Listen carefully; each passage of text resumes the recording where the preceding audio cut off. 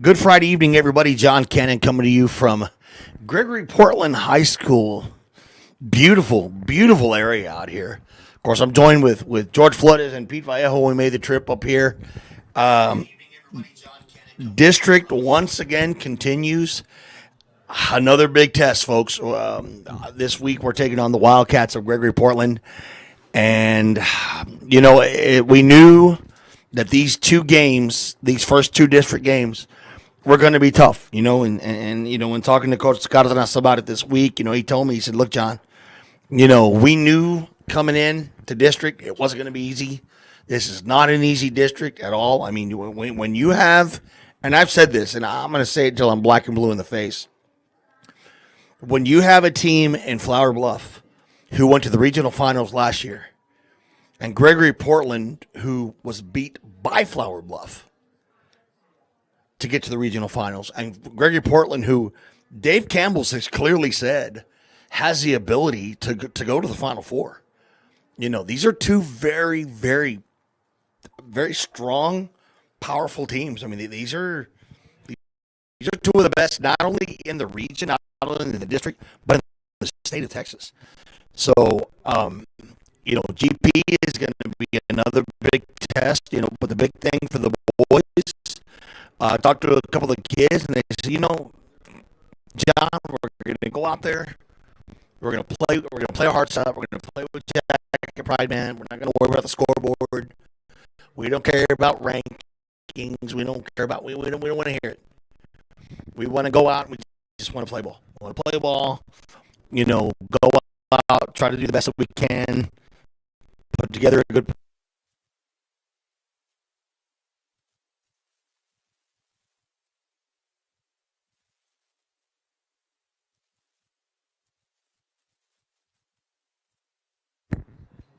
Once again, folks, we're back. Sorry about that. We're having a few little issues. We're going to get them fixed. But anyway, number 70, Steven Rivera, he's going to be out this game. Of course, he is our center. As for Matt Enriquez, from what I can see, he's a go. So that's a plus. We definitely need him on the defensive side of the ball. Coming to this game, we're going to start with Gregory Portland. They are currently 5-1, 1-0 in district. Of course, they opened district against Brownsville Porter and completely shut them down. I believe it was 45-0. I'm going to confirm that right now. 45-0 was their score against Porter. This team is very balanced. One thing that I noticed in looking at some of the stats, they have the ability to run the ball and control the ball. Their big threat is Juarez. Juarez is their big threat. He is their leading rusher. He has 650 yards on the ground, and he has 8 touchdowns to his credit. So in 6 games, I mean, the kid's averaging over 108 yards a game. They have another kid named Adame who's rushed for about 427 yards, and then they've got Mebius, who's got 194. Quarterback-wise, they're looking at Dooms. He is a junior. He's thrown for 1,126 yards, and he's got 10 touchdowns. He does have 5 INTs to his credit, though. So as you can see, they're balanced. I mean, they mix up the pass, mix up the run. They're very big. They're big. Oh, Pete and I were watching when they were warming up. I mean, this is like Bluff. They're a very tall team. They've got size. They've got power. They're big. They're big boys. I mean, again, like I told you, Gregory Portland they're a powerhouse in the state of Texas. When you're state ranked, when you're predicted by Dave Campbell's football to be possibly in the Final Four, maybe even win the region, Dave Campbell doesn't just give out those kind of rankings. He doesn't just give them away. So that tells you that they knew Gregory Portland was coming in, and they bring in a ton of experience. Now, looking at Edcouch, they come in off a tough loss to Flower Bluff. And I'm going to say something about this game. And what I'm going to say, when you hear me out, is going to make sense. Okay? Everybody remembered the score. I don't think I have to repeat it to you. Bluff came in, that quarterback, what was everything we thought he was. I mean, the kid had 6 touchdowns to his credit. He was an animal. I mean, 6 possessions, 6 touchdowns. Pretty much what it was. Give me 1 second here. I'm trying to get there we go. So yeah, 42-3 was your score last week. But here's the thing. I want you to think about something. Now, remember that score in your head and listen to what I'm going to tell you right now. Edcouch-Elsa was in the red zone 4 times, if you remember. Now, I said this last week. I'm going to say it again. And I've done this for many years. Say Ed Couch would have scored 2 touchdowns and 2 field goals. We got a kicker right now. The kid was kicking from the 45-yard line, okay, and making it look like Young Hoku. I mean, kicking for the Atlanta Falcons. It's just simple. I mean, like it was nothing. So we know we got a kicker. We know we got a leg. But say we scored 2 touchdowns and say we got 2 field goals. That's 23 points, okay? 23 points against Flower Bluff. Now, they scored 42 points. Out of those 42 points, we had 2 takeaways. They had 2 takeaways. The interception, in which we were driving to the end zone, and the bad snap, which put us in 4th down, which you remember, we were driving as well, towards the score. You take those 2 scores away. Just say we take them away. You were looking at 28-23. It's a ball game. Now think about that. Now you can sit here and say, well, woulda, shoulda, coulda, but think about it. We were in the game. We put up over 300 plus yards against Flower Bluff. We ran the ball on them. We threw the ball on them. We moved the ball on them. Defensively, we put pressure on the quarterback. We were in his face quite a few times. I mean, there were a couple times that if he didn't get rid of that ball within a split second, he would have been down and out. So we rattled his cage a little bit. So the score does not reflect the way these kids played, because the kids played a lot better than you think. And, it's funny. When I talked to some of the boys this week, doing my pregame and getting all my information, they realized that. They say, John, you're right, man. We didn't think of it in that perspective, but you're right, man. I mean, we hung with them. They weren't down. They weren't upset. They weren't, the kids, they knew. They know. These boys, they're smarter than you think. They understand that a lot of these things are self-inflicted wounds. They're penalties weren't as bad. I give that credit. But when you're in the red zone 4 times, you got to take advantage. So Coach Scotland, that's first thing I asked him, first thing that I said, and I brought that up, and he says, guess what? Guess what we worked on all week long?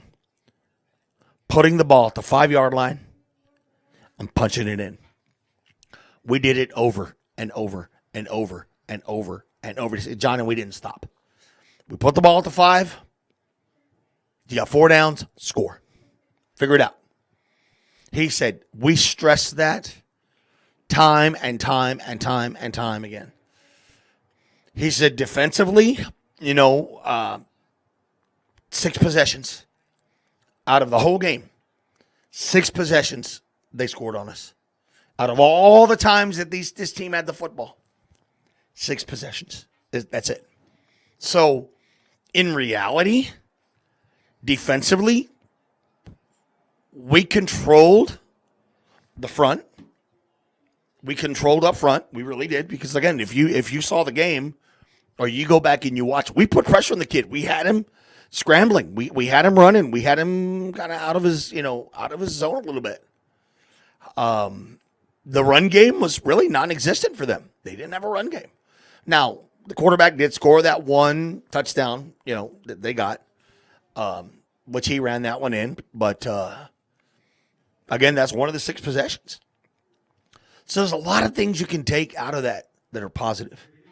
And that's exactly what Coach Cardenas and the kids were preaching is, look at the positives and not the negatives, boys. They know what they're coming into.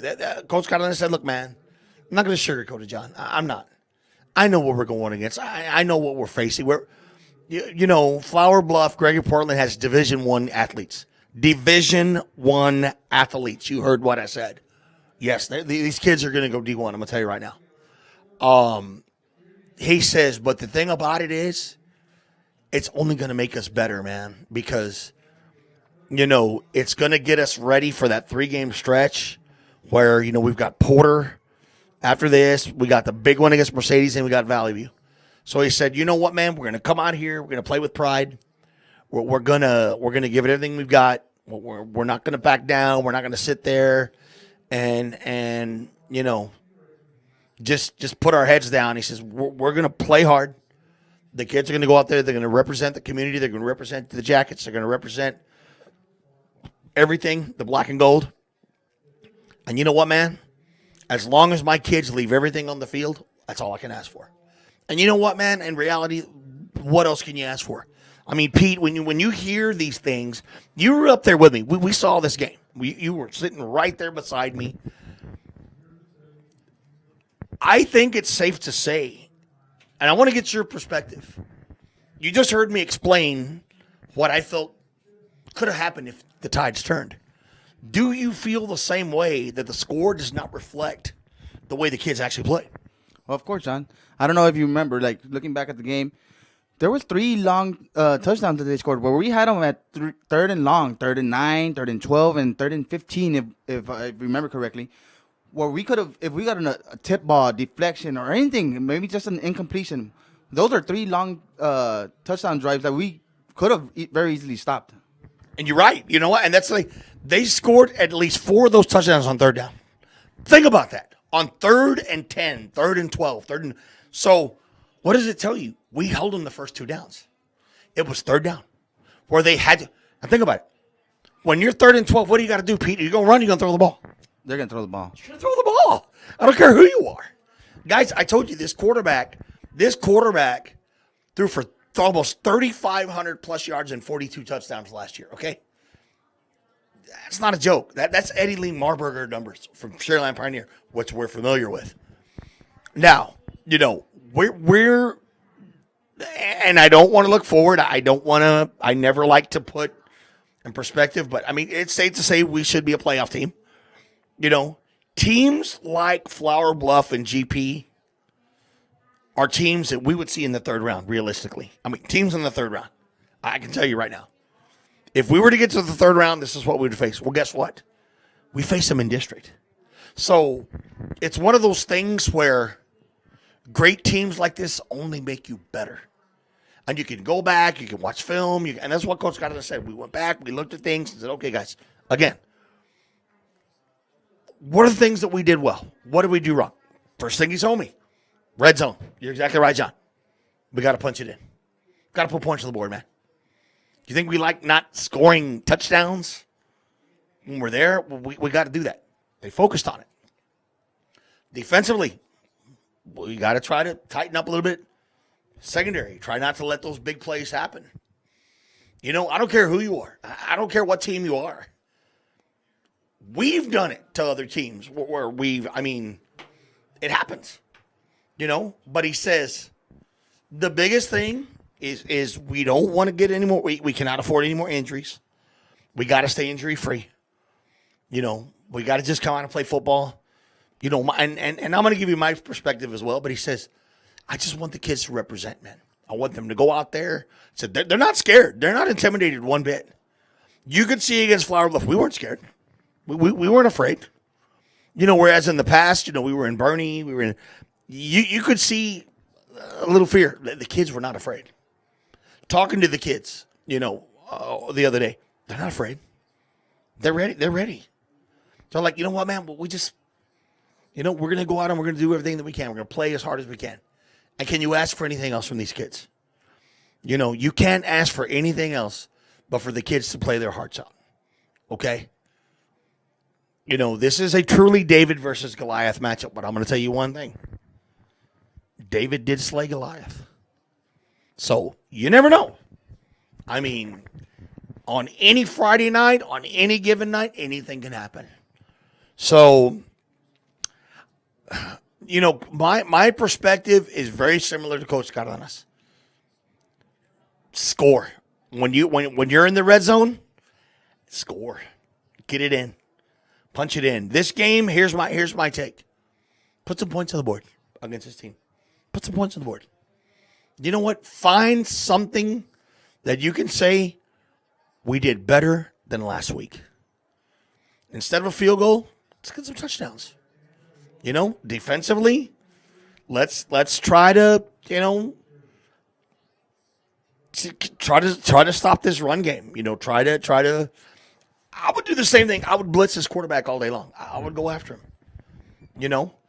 Don't change anything. Why change when you put 300 plus yards on Flower Bluff? Why are you going to change anything offensively? We moved the ball on them. If you remember the first drive, it was almost a 6-minute drive. Now, what I'd like to see a little bit more is us, again, sustain those drives. Keep their offense off the field. Move the ball on them. Run it. Mix it up. Do whatever we got to do. We did a good job of that last week.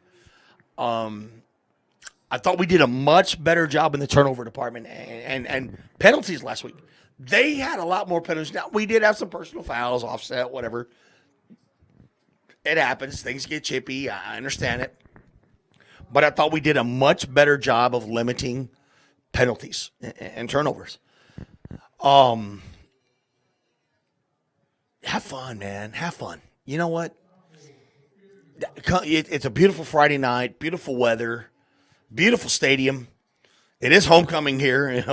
We talked about that a little bit. It is homecoming here for Gregory Portland. So, who knows? Their minds may be on homecoming and this and that, whatever. And, one thing that I will say, the pressure's on GP. It ain't on us.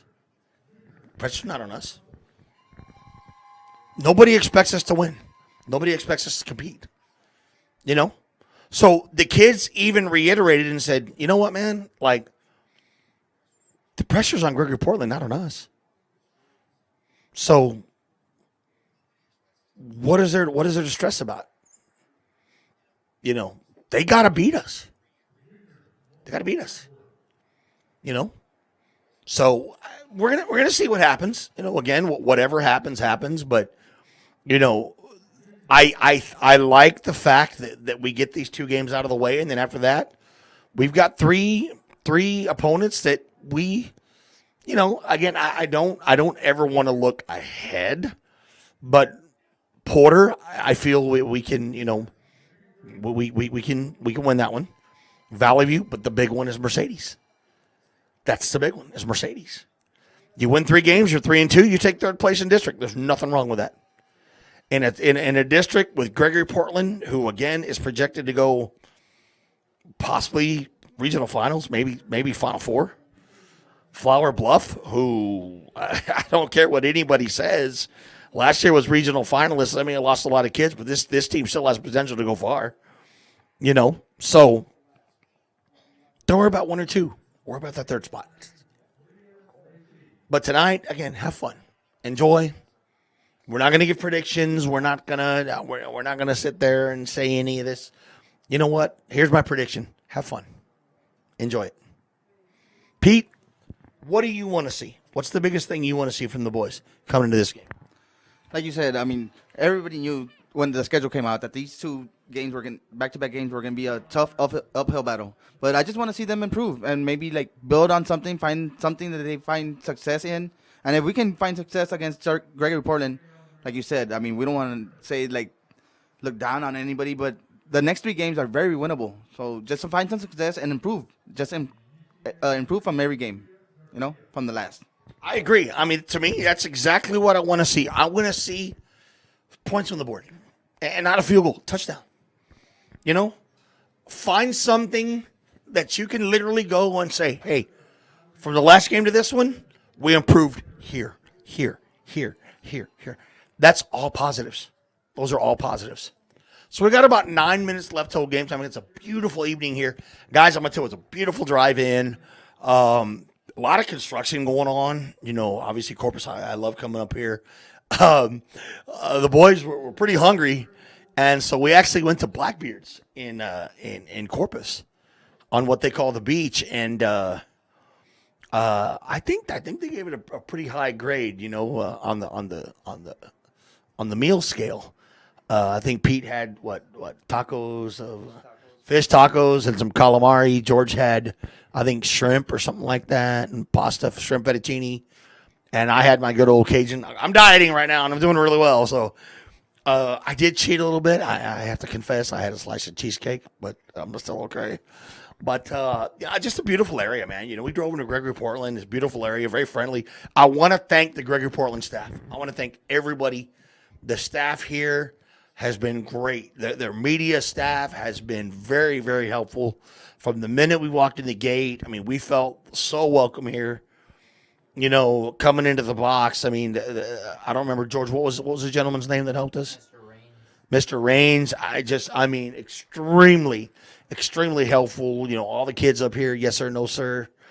Me being a media guy, I admire their media program. They've got a huge, huge media program, and I see the kids doing a lot of the work. Like I'm looking in the control room over here, and I see the kids in the field, and it gives me a lot of pride because obviously that's what I did with Edcouch. That's what I've done for many, many years. So it's good to see these kids enjoy it, have a good time. But again, man, just the welcoming that they gave us here and put us in this beautiful box up here.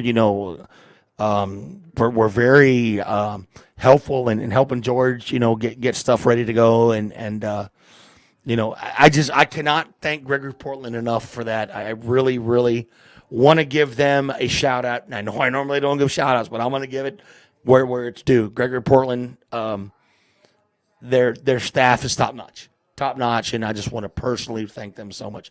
So we're about 6:45 away, folks. Again, I hope you guys are enjoying your Friday night. We're here at Ray Aikens Wildcat Stadium. As I was walking in, I actually saw a photo of one of the Aikens boys that played at the University of Texas. And a lot of pride. Obviously, I'm a big Texas fan. Of course, I don't like what happened last week. But it's a beautiful stadium. I mean, beautiful stadium, turf field. It's kind of weird when you walk in. It kind of tricks you a little bit. Pete and George and I are sitting there like, wait a minute, is this a grass field? Because there's grass when you walk in, and then as you come in, you see turf. But beautiful field, beautiful facility, great crowd on hand. GP just came out of the tunnel, so they're wearing their blue jerseys with white numbers, white trim, and red. Very similar to kind of like the Edinburgh Bobcats colors, is what I would say. Of course, they're the Wildcats. And it was funny, George, when we were coming in, he goes, but wait a minute. Cal Allen's the Wildcats. I go, yeah, so is Gregory Portland. So we're awaiting Edcouch-Elsa's entrance right now. We're getting ready to do, I believe, the national anthem. Then we'll do the coin toss. Then it's game time, baby. 7 p.m. kickoff here. We want to thank, of course, everybody for tuning in. We want to thank Coach Navarro. We want to thank everybody at Edcouch-Elsa ISD for giving us this opportunity.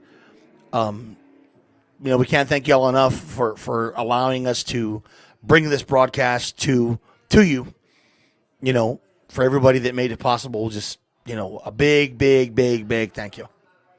To all the fans that came out, we want to, definitely thank them for coming out. We want to congratulate our cross-country teams. They both have advanced to regionals. Of course, Juan Aguinaga Jr. was district champ. Rebecca Davila was district champ. So congratulations to both of them. I know our tennis team, I believe they're wrapping up. I think they're doing really well, if I'm not mistaken. I think, huh? Yeah, I think our tennis team is doing well. Volleyball, huge win against Harlingen South last week. They're cruising right now. So we're literally, after this, we're going straight home. We got to get up tomorrow. We got another big game against Brownsville Opus tomorrow. So, there's a lot of great things going on in Edcouch athletics. A lot of teams looking to make the postseason. So it's exciting. It's an exciting time of the year.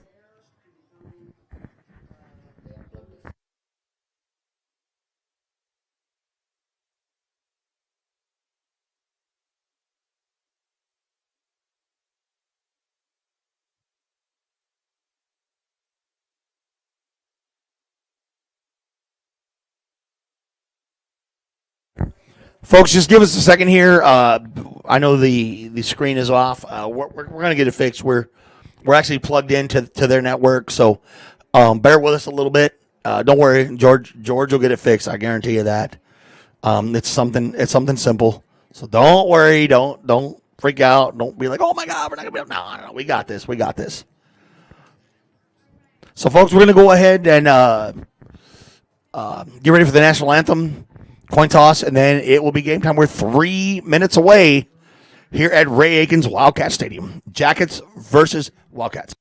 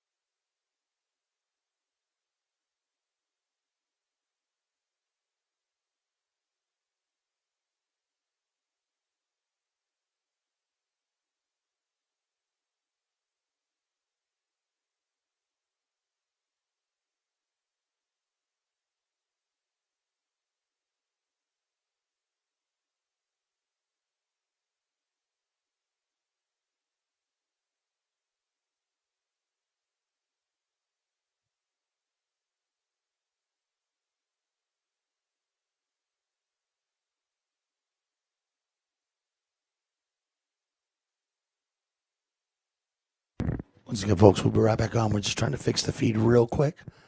National Anthem's playing. We're about 2 minutes away.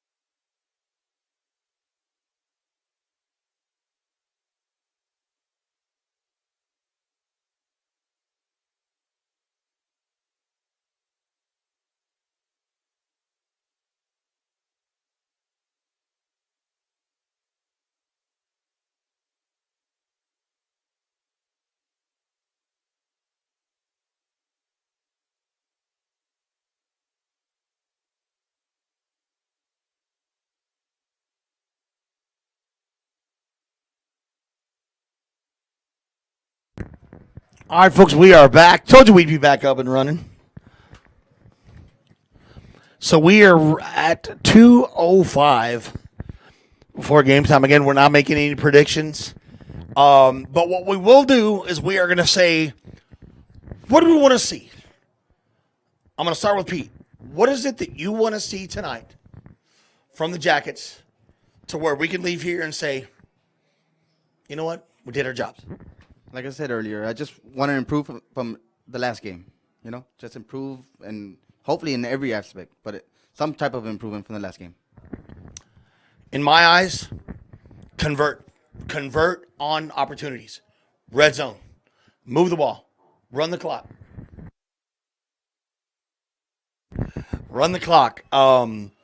Try to keep their offense off the field. Have fun. Represent, play with Jacket pride. You know, I know that's probably a lot, and you're saying, okay, I thought you were just going to. But the biggest thing that I want to see, convert. They worked on it and worked on it and worked on it and worked on red zone. Convert. So, okay, we're going to go ahead and go with the captains here. For Gregory Portland, we have number 9, Brody Mitchell, number 16, Colton Harrison, number 28, Gabriel Juarez, number 31, Jackson Sutton, and number 56, Jaden Dement. For Edcouch-Elsa. Yeah, I said it. Yeah, I said it. For Edcouch, we're waiting on their captains. I believe number 73, Matt Enriquez, it looks like. Number 12, Alex Rodriguez. Number 72, Arturo Gonzalez. And number 44, Mario Martinez. Those are your captains for tonight. We are getting ready for the. Is it 78? Yeah, it's kind of hard to tell from this far. I may be mistaken on one of them. 70, I can't tell. I think it's 73, isn't it? 79? So we're going to say 79 James Alejandro. We'll confirm that here in a minute.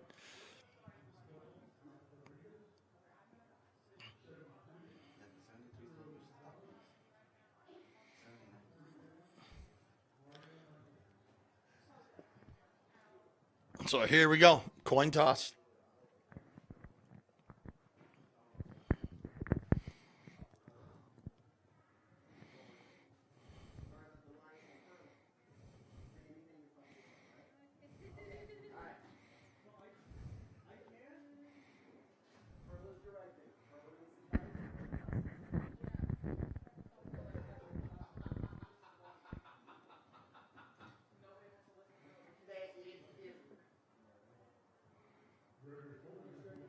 Gregory Portland won the toss. They will defer.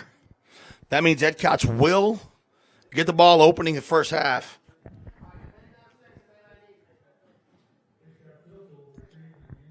There we go. All right, here we go, folks. We are 2 minutes away. EE versus Gregory Portland. Sit back, relax, enjoy. So, first drive, here's what I want to see. Clock management. Chew, chew, chew, chew, chew. And I don't mean by a freight train. Chew up that. So here we go. Gonna do it again. And picked up, I believe, by number 12. That should be Rodriguez. He's going to take it up to about the 37-yard line. 36-yard line, maybe to be exact. There we go. So Jackets first possession. Good return. 1st and 10. Here we go. Again, like we said, let's see what they can do in this opening drive.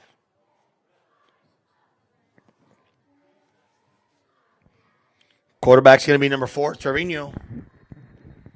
He's got 22 in the backfield, Miguel Rodriguez. You've got a 3-receiver set. Actually, 3. You got 3 to the left, 1 man to the right. Trevino, back to pass. He's got a seam. There he goes, 40, 45, 50, 40, and he slides. Beautiful. First down. Great read. I'll tell you what. Give Elijah credit. He saw an opening, took it, and he ran for some big yardage. And it's going to be 1st and 10 Jackets at the 44-yard line. I like it. Aggressive. Same formation, trips to the left. 1 man in the backfield, Trevino. What a play to open the game. Going to be a quarterback keeper as he hangs on and slides to about the 42-yard line, I believe. They gave him a yard, actually. 2nd down and 9.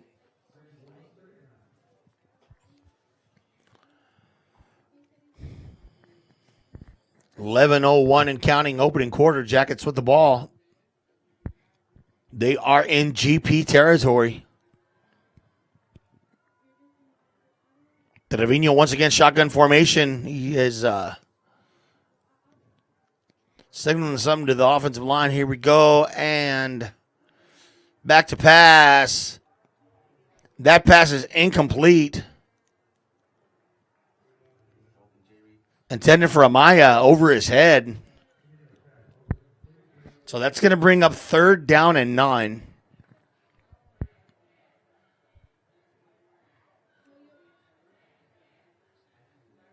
Amaya coming over here now to the right side along with Trevino.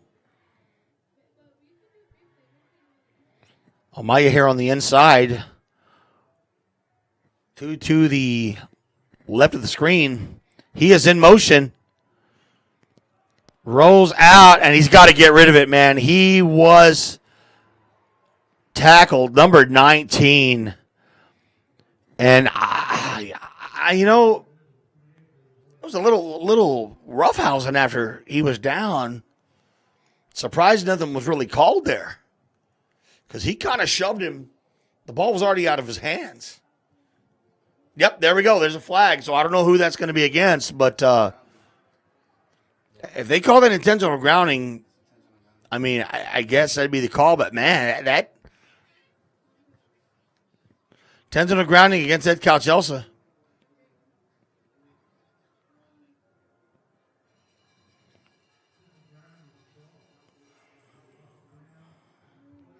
So that should be a punting. Yep, it's going to be 4th down and 9, punting situation. Man.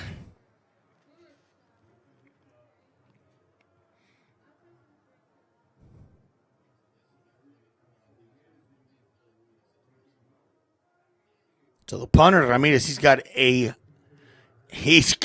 leg, let me tell you, folks. Back to receive for GP, I believe it's number 13 or 23. Harrison. Number 23, Harrison. Ramirez gets a kick off and hanging kick. Going to take a good bounce for the Jackets. Still going. Going to be down to about the 17-yard line. GP will take over. So Edcouch, Trevino with a nice run to really open up their first possession of the game. And then after that, ran for a yard, incomplete pass, and then, of course, we had intentional grounding. I'm surprised that hit. I could see that GP kid kind of pushed Trevino to the ground after the play, but they didn't call it. So here we go. For GP, you've got 3 receivers, shotgun formation, quarterback. Hands it off. We have a fumble on the play. I believe it's Jackets football. That is Jacket football. Wow, what a break. What a break for the Jackets. Fumble picked up by Edcouch-Elsa. Wow. That's going to give the Jackets excellent field position, folks, at the 18-yard line. This is where we talked about red zone opportunity. This is where we talked about it. So 1st and 10 after the turnover.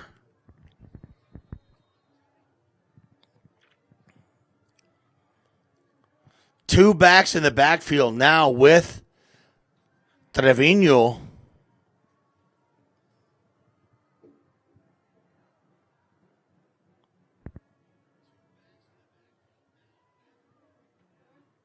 Handoff.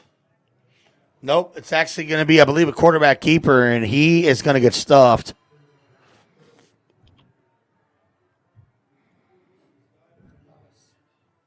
Yeah, that's going to be a loss on the play.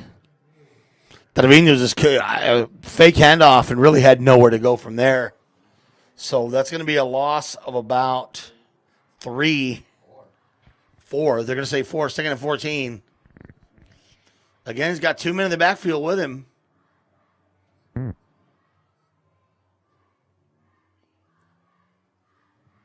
About 5 seconds to get the play off. Here we go. Gets it off. Back to pass. Throws and incomplete. And again, pressured. 3rd down and 14. We are in field goal range. As I said earlier, Ramirez was kicking him from the 45 with ease. So this is like a chip shot for him right here. Obviously, we don't want 3. We'd rather have 7. But, hey, if we can come out of this turnover with points, we'll take it. Take it all day. 3rd and 14.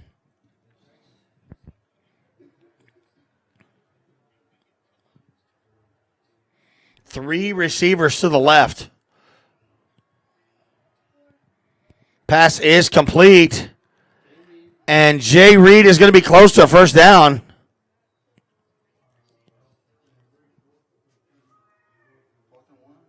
It's either 4th and 1. I'm going to see where they spot it. I believe it's 4th and 1. There we go. Go for it. Go for it. Go for it. Yep, exactly. Hit him with something. There we go. Number 21 coming in, Gabriel Avila. You know what that means. We're looking at Wildcat formation. But I tell you what, you look at GP, they are bringing everybody to the line. So this is going to be, we have timeout by Edcouch-Elsa. So folks, what a turn of events. After a 3-and-out, Edcouch punts deep in GP territory. On their first play, GP fumbles a ball. We pick it up and puts us in great field position. On third down, Amaya runs it up to about, I'm looking at the ball, it's about the 9-yard line, which makes it a 4th and 1. So this is going to be a big call. The Jackets are going to go for it. I'm almost positive. They were looking to run Wildcat, but of course they called timeout. GP was just had everybody on the line. But we're going to see what they can draw up here. This is a big 4th down. Be a huge conversion. And a big statement. Big statement. 4th down and 1. Again, in at quarterback, Rodriguez. He normally is our Wildcat QB. Unless he has something drawn up. I don't know. He's going to push forward. And he got it. That's a 1st down. Pushes his way forward. And he's still going. Is that a touchdown? Did he break? Oh, my gosh. Folks, he did. He found a way where he was bottled up. And all of a sudden, almost like a cannonball out of a cannon, just comes barreling through and takes it in for 6. Touchdown, Jack. Yeah. He kept moving his feet, and pushed his way through the pile and runs it in. What a statement for Edcouch. 6-0, pending the extra point, which is up and good. 9:06 in the first quarter. Pete, we talked about red zone opportunities. Jackets 7, Wildcat 0. Wow. Yeah. I like the aggressiveness, too. Like you said earlier, they have all the pressure, so that I like the aggressiveness of Coach Cotton that's going in for 4th and 1. And obviously it paid off. I mean, Gabriel needed 1 yard. And what does he do? He says, not on my watch. Pushes through. I mean, I'm talking, he was bottled up. And we knew he had the 1st down. But then all of a sudden, just at the blink of an eye, boom, he's gone. Now, they have yet to put 7 on the scoreboard. It is 7-0. So the extra point was good. 9:06 in the opening quarter. What a statement for Edcouch. This is a break that we needed where we scored off a turnover. This was a huge, huge break. And you know what, Pete? We talked about what can we do? What can we do? Onside kick. GP does recover it.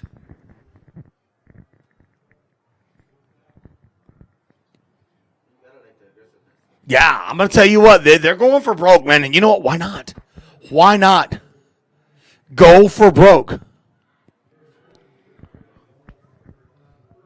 So, again, it is 7-0. Even though it shows 6-0, it is 7-0. The extra point was good. So, George got me thinking about Cal Allen. Gregory Portland has the ball at the 35-yard line. Their quarterback is Dooms, number 8. And he hands it off to number 28. This is their workhorse. Looks like James Cook from the Buffalo Bills. Pete, don't get too excited now. Some hard running for number 28. That is their leading rusher, Gabriel Juarez. And he takes it into Edcouch territory.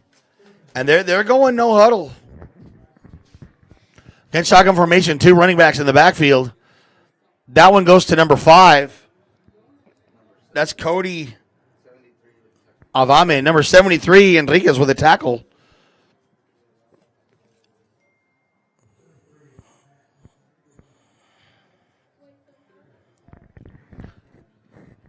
So you're looking at about 2nd down, and I'm going to say 5, más o menos. Maybe 6. Man in motion, number 80. Quarterback goes back to pass number 9. And he's going to take it to the house. Touchdown, Wildcats. They respond back. Brody Mitchell takes it in. Touchdown, Wildcats. That's okay. That's okay. That's okay.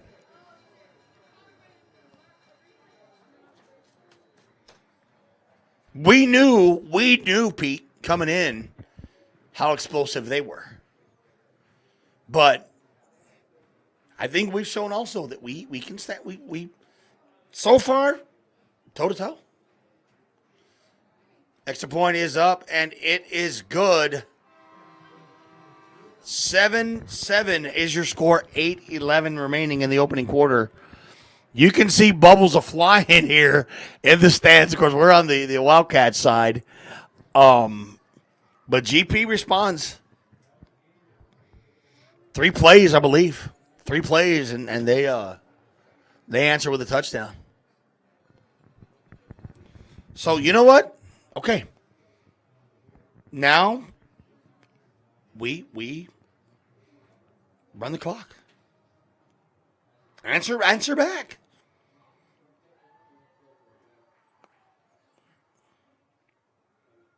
Once again, Amaya and Moses de Leon back deep to receive.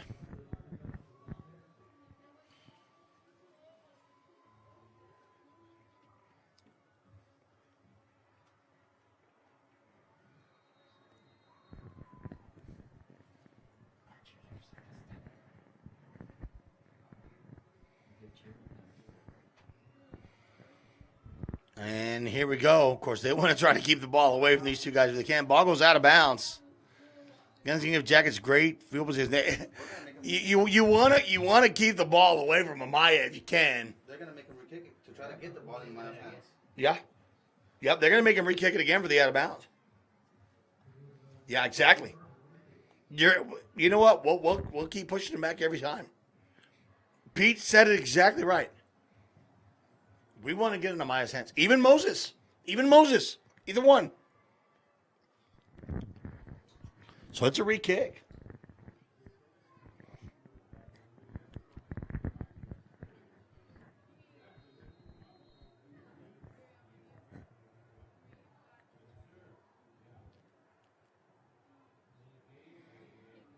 Here we go, re-kick. That one again goes out of bounds. Push him back again. Push him back again. Let's see what they do. They're going to do it again. Yeah. You know what? I love it. Mind games. Yeah. Why not? Hey, you want to kick it out of bounds? We'll push you back another 5 yards. They brought in another kicker too. And they brought in another kicker now. Wow. Yeah. You know what? I don't blame you. You know they're getting tired trying to run down the field. So yeah. I've missed a couple of tackles here and there. That's right. When you put the ball in Amaya's hands, you don't. I mean, anything's possible. I can tell you right now. And see Amaya switching sides. She's something. So they do have a new kicker in. Little squib kick picked up at the 35 to the 40-45. Hey. Number 21, Avila. Nice return. Hey, good field position again. 45-yard line for the Jackets. First down. Yeah, they know you don't dare want to kick that ball back there. That's. I think any coach will tell you, keep the ball out of their hands. But hey, we'll take it. 45-yard line. First down. Here we go.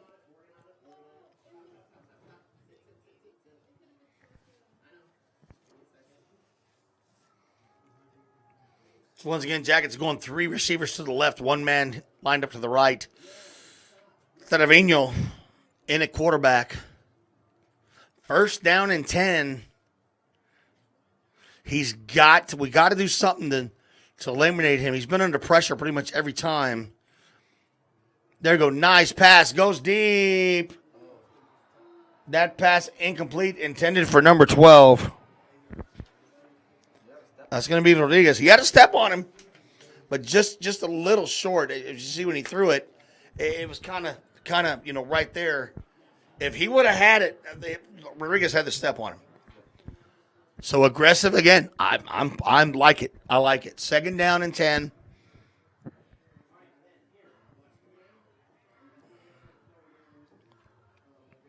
They may be looking that way again.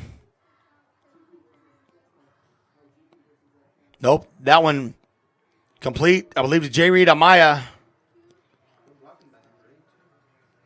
Amaya going to get pushed out at about the 50-yard line.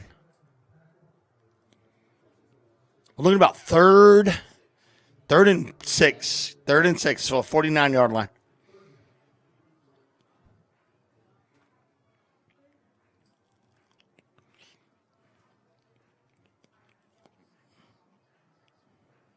So now they're going to go twins right, twins left.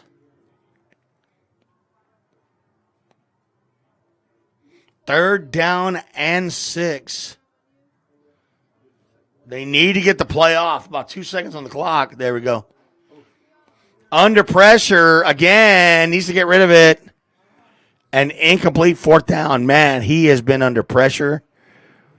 GP has just been on Trevino every time. That's going to be a 4th down.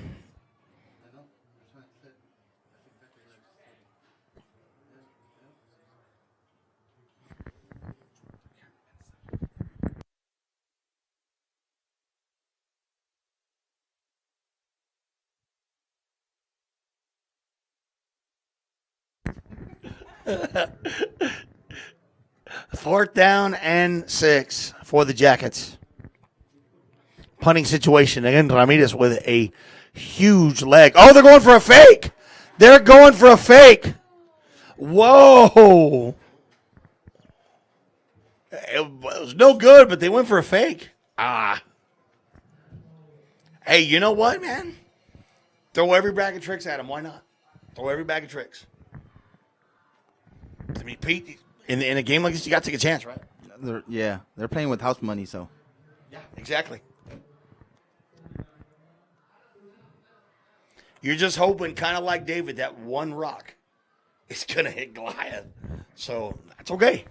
1st and 10. Now the defense is going to have to stand strong. 49-yard line of the Jackets. 1st and 10 for Gregory Portland.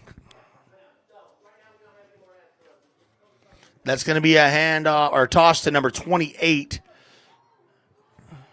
He's going to run it to the left. That's going to be Juarez. Of course, he is their leading rusher. He's the bell cow for this team. And he runs it up to the 42-yard line. You're looking at about 2nd and 4. That's what we're going to say. Shotgun formation once again. Screen pass and number 1. Nice stop by the Jackets defense there. I believe that's I'm watching him right over here. Number 1. Number 1, Martinez with the tackle. 3rd and 3. They're gonna no. Wait, are they giving him a yard? They gave him 1 yard, so it's 3rd and 3.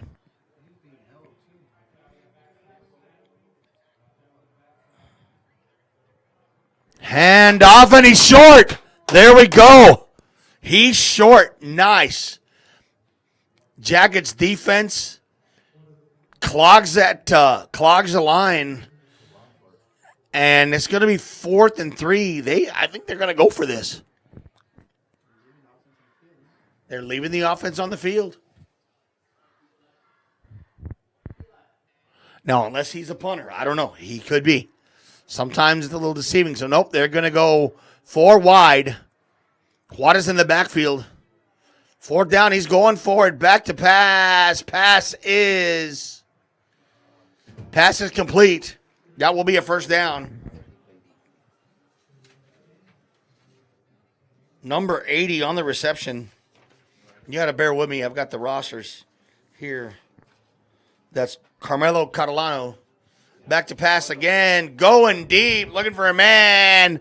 All alone. Touchdown. Wow. Brandon Coates.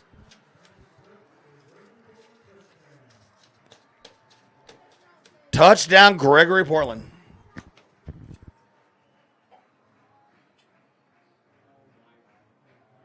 And he had a defender on him, but he had a good 3 or 4 yards pretty much on the defender. And that, I mean, he dropped that right in the breadbasket. So, touchdown, GP. I believe that's going to be against the Jackets. 14-7 Wildcats.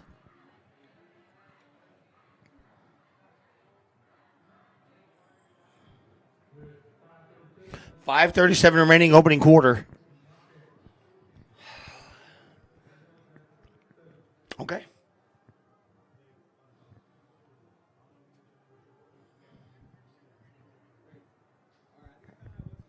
You know, Pete, I'm going to tell you what. We held them. They had to go for it on 4th down. So give credit. I mean, the Jackets did their job as we held them. They converted on 4th, but you know something? I mean, I know they scored in the touchdown, but again, bend but don't break. Yeah, they made him work for this one. I know the previous touchdown, it was 3 explosive plays, but this one was a little bit more methodical. I mean, I know the last one was a deep bomb where the safety let the receiver run right past them, but they did a good job in the initial first down at stopping them. That's right. That's right. So, of course, I want to see if they're going to be brave enough to kick it to our 2 thoroughbreds in the back. And there we go. That one's deep. Picked up by Amaya. And he's going to get tripped up. And is that, yeah, that's J. Reed Amaya. And he gets it to about the 22-yard line. It was a little scary. He was down there for a bit, but he seems to be okay. First down, Jackets.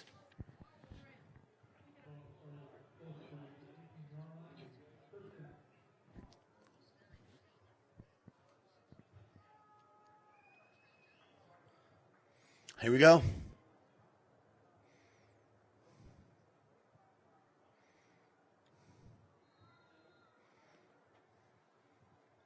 De Leon now loaned, lined up. I told you that cheesecake come back and bite me. Lined up here to the right. 3 receivers set, 1 man in the backfield. First down and 10. Handoff. 22 pushes his way forward. He's going to get forward progress. That's Miguel Rodriguez. Going to give a gain of, wow. It looked like he got more than that. But I think they're going to say no gain, 2nd and 10.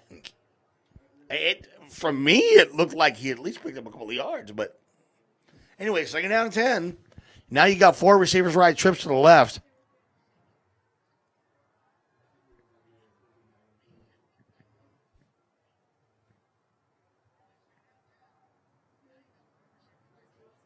Quarterback keeper. And we do have a flag. That could be a late hit. That could be a late hit. Maybe helmet to helmet. Could be helmet to helmet.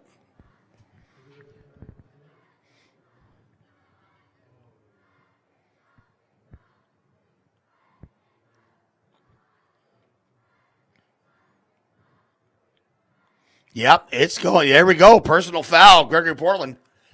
We'll take it. We'll take it. They're saying face mask? Okay. Hey, we'll take it. 1st and 10, ball at the 34-yard line. We take anything they give us. 1st and 10, 34. Now he's bringing 3 men over here to the right side.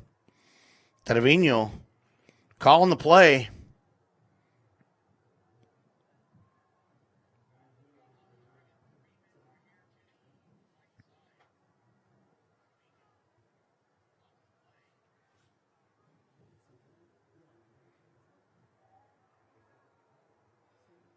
Here we go. Handoff.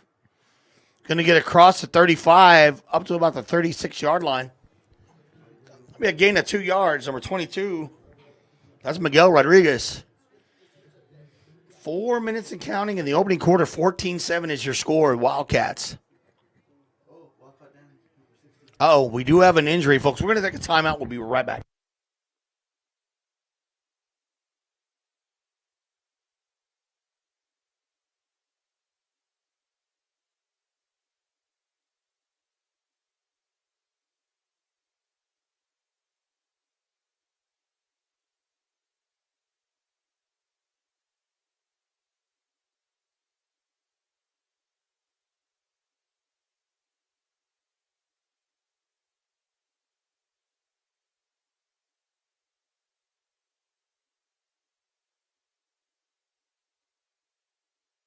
It's going to be number 60, it looks like, for Gregory Portland.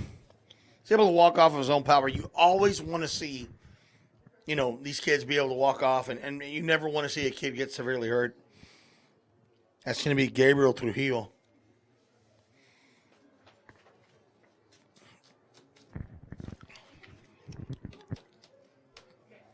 All right, so it's going to be 2nd down and 8 for Edcouch.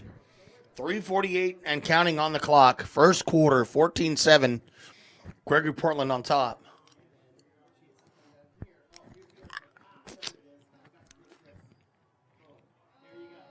Three receivers once again here to the right side.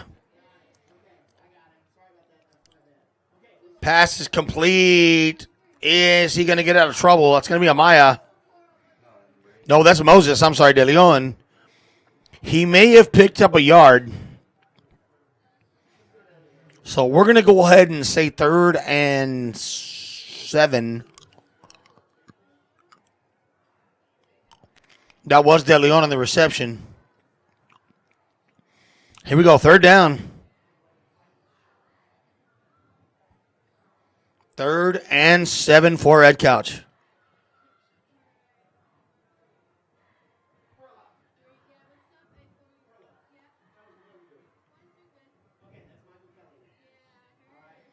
Rolls out to his left side, under pressure again. Has to get rid of it. I mean, they've been pressuring him the whole night. That defense has just absolutely gone after Trevino and have given him absolutely no time to get rid of the ball. So 4th down.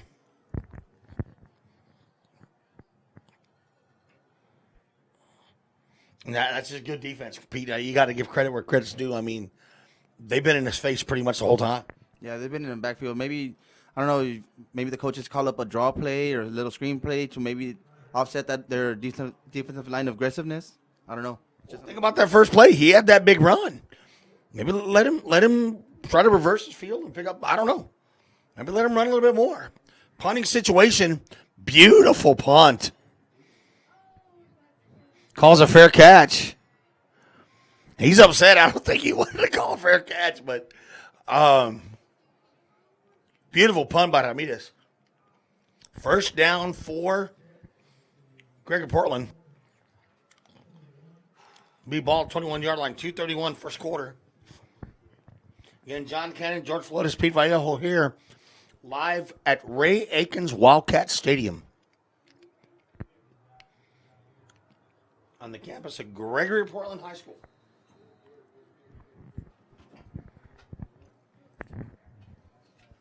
Shotgun formation, quarterback back to pass. Pass is incomplete. Intended for number 16. That's Harrison. Well defended by the Jackets. Nazario Acevedo.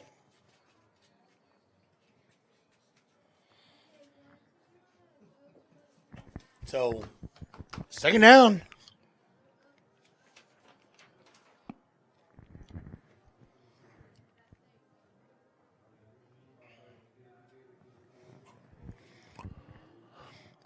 Jackets shifting a little bit on defense. Run. Nice stop. Boy, Edcouch. He does get a little forward motion, but, man, they stuck with him. He's trying to break loose, but they did were able to bring him down. I believe that's going to be number 5. Cody Adame. 3rd and 6. Now, last time on 3rd down, Jackets held them. So now they're spreading 4 wide this time. Quarterback back to pass. Lets the ball go. Pass is complete. And that should be short. I believe that's going to be short. There should be a flag for a hold. Yeah, that one, they clearly had to have seen that one. That ought to come back.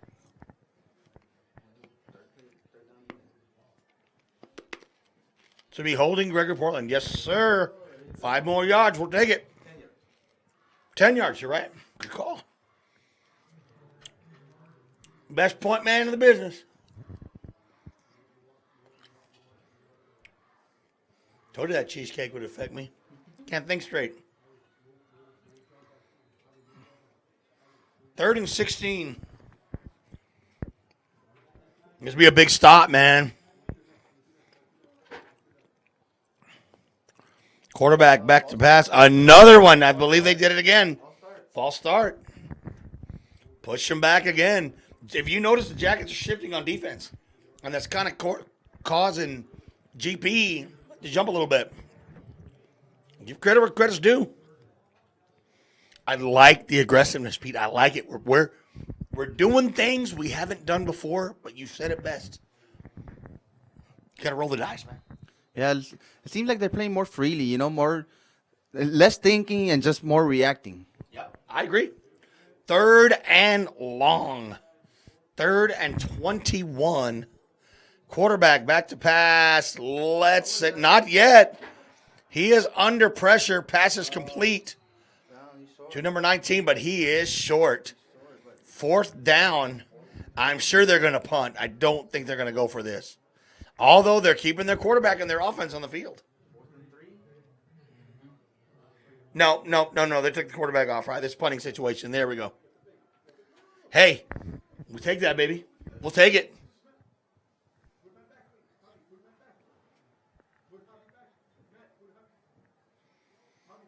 So back to receive is Amaya.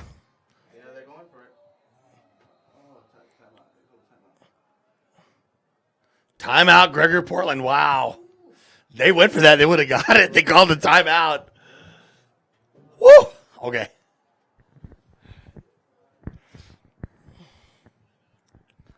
I'm sure Coach is thinking, can I take that one back? Yep. Whoop. It is. 4th and 2. You know, man, I got to give the Jackets defense credit, man. They've come up big. On a couple of these plays, I don't know if they're going to try to do that again. I think they're going to punt this time. I think the Jackets have sniffed it out, and they're gonna be like, okay, try it again. Amaya, he's gonna come back. Tell you what, man, he is at the 40, 39, going back a little further. 30. Okay, Amaya, stop right there. What are you doing? Where are you going? 34. He's still stepping back. Okay. Here we go. Punt is away. Short punt. And it's going to roll out of bounds at about the 25-yard line. There we go. Hey, Pete, we stopped him. Yeah, that very impressive right there. Good stop. That's a good stop, man. Keeps us in the ball game. Boy, I tell you what, man. Yeah, exactly. That's a big confidence boost for the defense. Huge confidence. Now, we got to find a way to protect Trevino. That's the big thing. You know, I hit him with something they don't expect. Remember that first play? Boom, he had that nice run. Do something. I mean, run the ball, do something, because this defense is coming after him. So here we go. 1st down and 10, ball is at the 25-yard line. Let's see what the Jackets can do. Again, they've got to give Trevino protection. He's been throwing on the run. He's been under pressure every time, pretty much.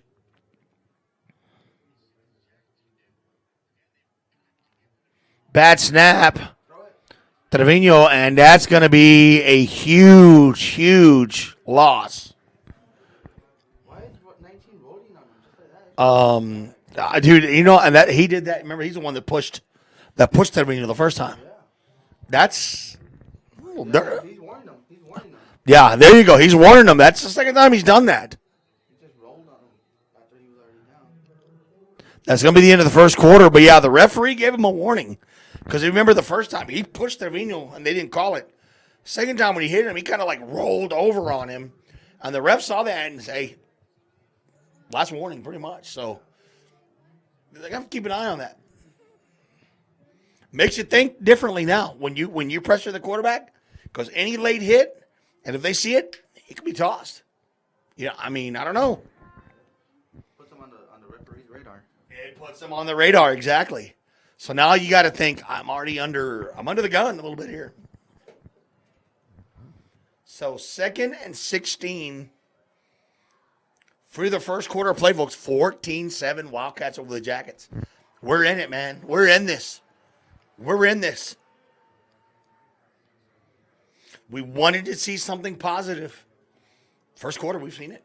I mean, you saw last week what GP was up 35-0 on Porter in the first quarter. Okay, first quarter. Right now it's 14-7. Like we're right there. We're nipping at the heels. 2nd and 16, ball at the 19-yard line, man in motion.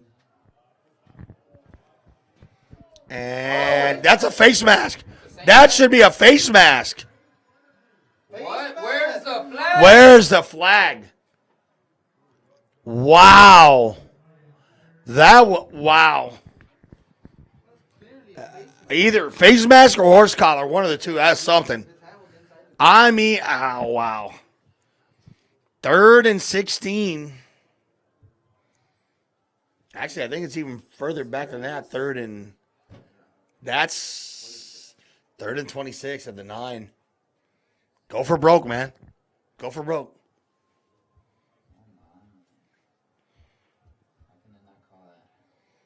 Then you're going to roll out. Lets it go. Ball is intercepted. Touchdown, Gregory Portland. There is a flag, though. That should not have counted. That on this side was clear as day. I mean, yeah, he was under pressure, man. He had a man that he was trying to get it to, and GP just was right there at the right time. But there is a flag.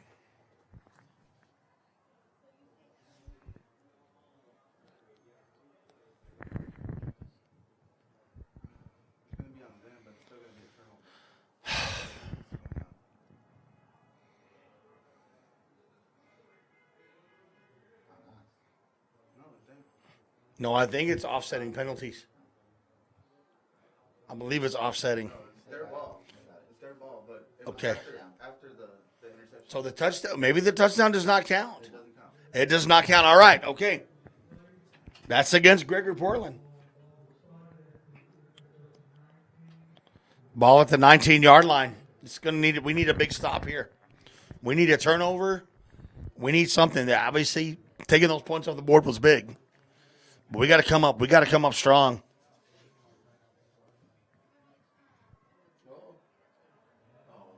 Quarterback keeper. He gets it past the 10. That's going to be number 8. Dooms. Should be 2nd down and 1. Again, they rush to the line. Pass is complete. Score number 9. Touchdown.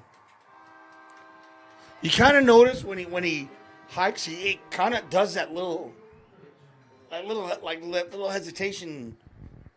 I don't know. I guess they're not gonna call that, but it seems kind of weird. Return to about the 26, 27 yard line.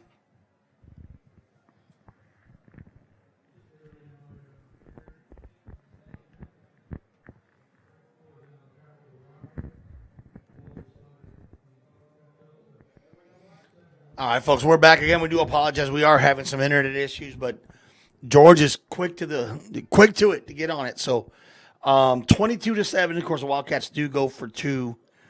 Amaya with a return. The ball is at the 27-yard line for the Jackets. 10:33 in the second quarter. Jackets need to find something offensively. Bad snap once again, and all they can do is get rid of it. Of course, our starting center is out, so we're playing with a backup center. But a bad snap. So that's going to be 2nd and 10. Thank God Trevino was able to get rid of it. But we're looking at 2nd down and 10 at the 27.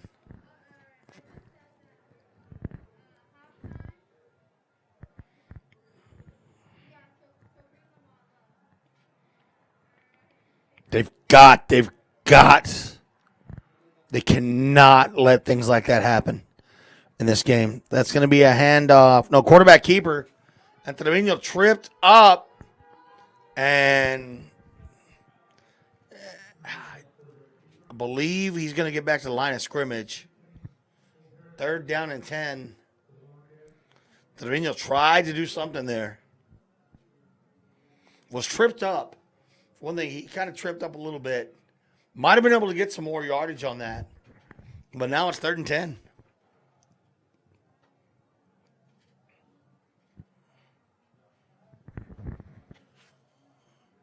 Jackets loading the left side here. 3 receivers lined up. Throws a screen pass looking for the block. And going to be pushed out of bounds. That is Amaya. It's going to bring up 4th down once again. I mean, you got to get your hands to the playmaker. You have to. 4th and 8, punting situation.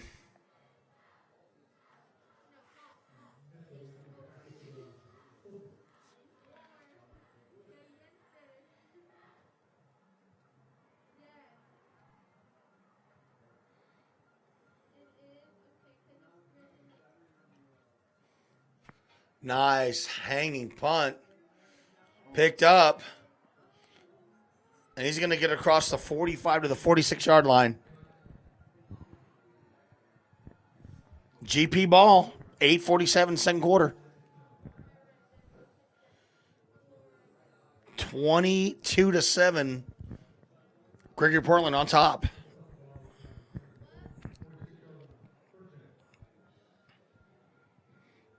So let's see if the D can hold them.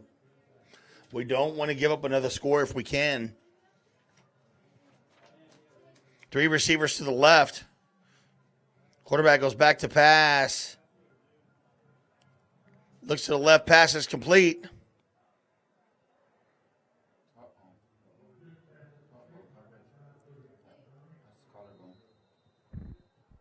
I believe we may have an injury.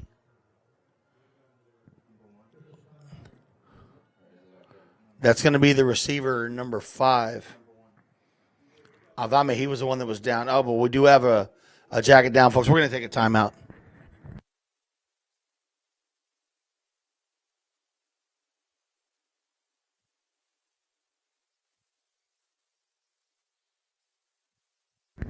That was number 1 for Edcouch, but he gets up and walks off on his own. That's going to be Martinez. Yeah, he may have just got the wind knocked out. He hit him pretty hard. I mean, he hit that kid pretty hard on that reception. So we're looking at 2nd and 5. Ball is at the Edcouch 49. 22-7 is your score. 8:30 in the second quarter. Again, they're bringing 3 wide for Gregory Portland. And you don't see what he does? How he kind of steps forward and takes that like almost... Yeah.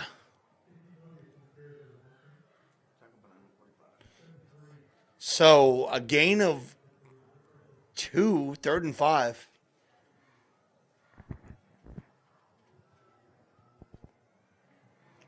But it almost looks like before even the ball is snapped, he's already in motion. You know? 3rd down. Pass.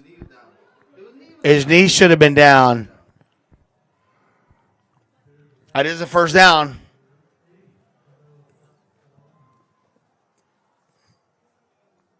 Once again, no huddle. 1st and 10. Screen pass to number 1. He's going to get up to about the 31-yard line. It's going to be about a yard shy of the first.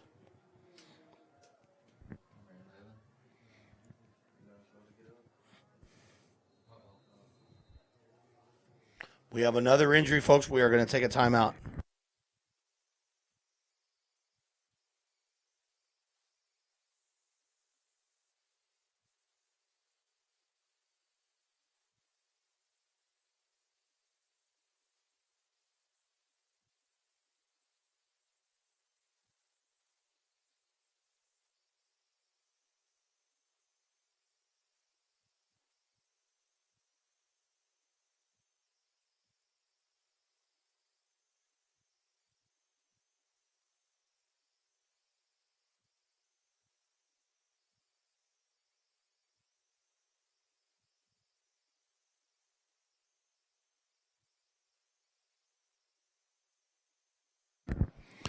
Rocky Guerra, man was down. He did get up and was able to get off the field. So, again, you don't ever want to see anybody get hurt in these games. You always want to see, these guys be able to get out from their own power. So, 2nd down and 1 for GP.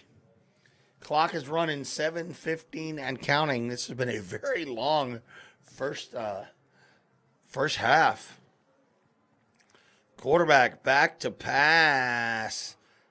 Pass is complete. That's going to be a first down.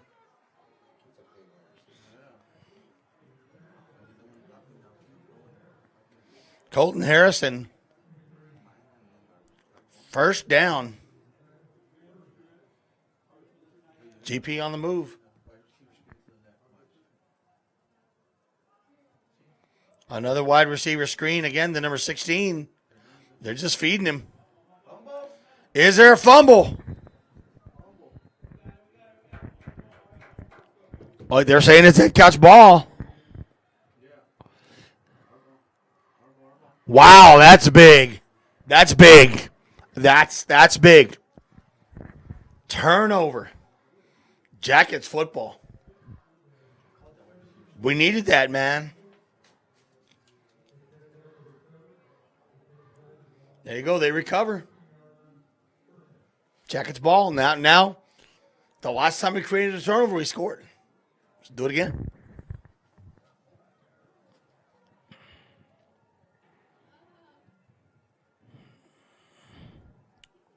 .641 left. Ball at the 18-yard line.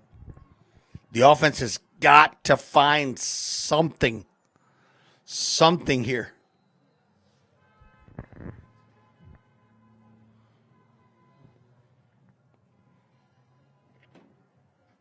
They've got to give Trevino time to get rid of the ball. That is going to be a handoff to 22.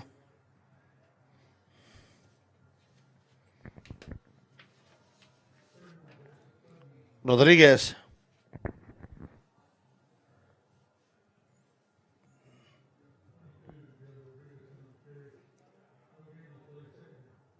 Should be 2nd down. They're saying a loss, but that's not a loss. They're saying 2nd and 13, but there's no way. Should be 2nd and 9.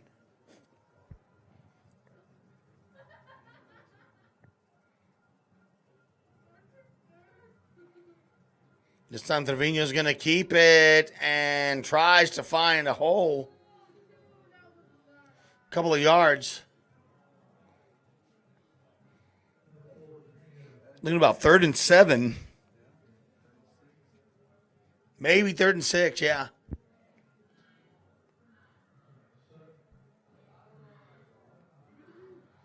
I don't know where they get 3rd and 13. Should be I'm going to say 3rd and 6. 3rd and 5. There we go. Okay. Ball at the 18-yard line. Come on, Jackets. Let's go, baby. 3rd down and 5. Screen pass. Nice juke. Can he get it? Yes, that's 1st down and more. We'll take that. Jay Reed, the juke man, Amaya. Wow. Juking and jiving to a 1st down. And there we go. That's what we said. We need something. Something. Get the machine rolling, baby. 1st down and 10 at the 27. 4:52 and counting. You got plenty of time to move the ball downfield. Plenty of time. I remember GP did defer till the 2nd half, so. Handoff. Nice run. Still at his feet. Gets to about the 35-yard line. What a heads-up run by Rodriguez. Plows his way up to the 35. 2nd and 3. But we're moving, man. We're moving. 2nd and 2. That's right.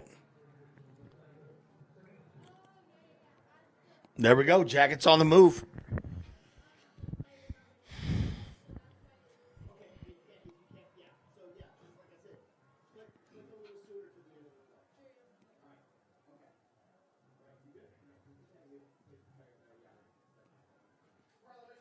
Quarterback keeper, there he goes. 1st and more. Still on his feet. It's a foot race.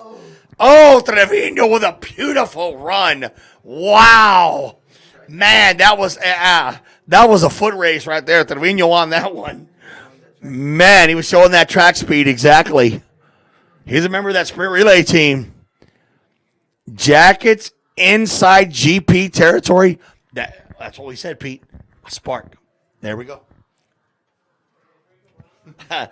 He's speechless. I see a screen here to Amaya. Screen to Amaya. Watch this. Screen to Amaya. Nope. Another quarterback keeper. There he goes. 10. He's going. Touchdown. Wow. You know what? I'm going to tell you something. GP saw this. They saw it. What's the first thing I said? Screen to Amaya. What a fake by Trevino. Runs it. We said this. First play of the game. Had a big run. Runs it in. Pete, 22-13. Wow.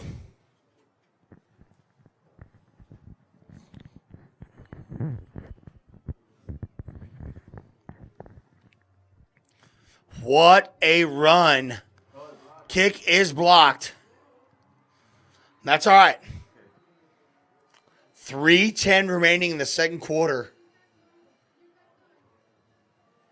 GP 22. Edcouch 13. Yeah, I think Eli did a good job of running tough there. Because I don't know if you saw early on. I believe he left some yards on the field by sliding a little bit early, maybe shying away from contact. But right now he's trying to be a leader and run tough. And you never know. It just happened right now. He missed a couple of missed tackles, and you can take one to the house. Well, and look what happened. When he had that big run right here, I mean, he was a foot race, and he outran him. But when he ran to that right side, he had that seam. And there wasn't really anybody even within reach. And he just kicked in the afterburners. I mean, hey, do you want to talk about something to build off? Pete, we're giving a state-ranked football team a football game here. Yeah, very impressive. Very impressive. I mean, this is 22-13. I don't think anybody saw this. Wow. Now, here's the key. If we can keep it this at the half, okay, we cannot let GP score. We got to hold them.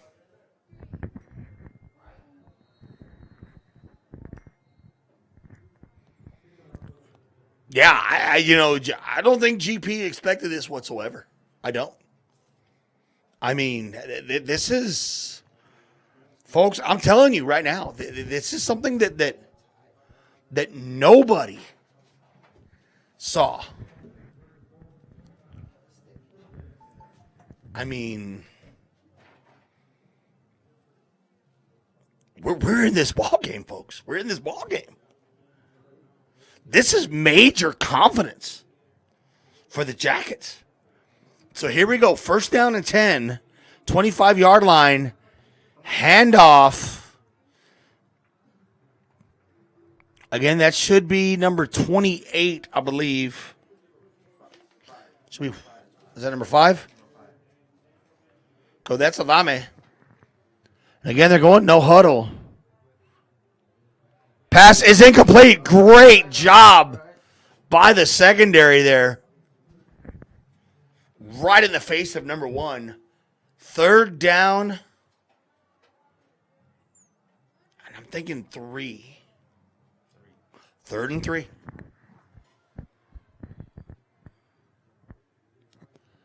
Third and 3.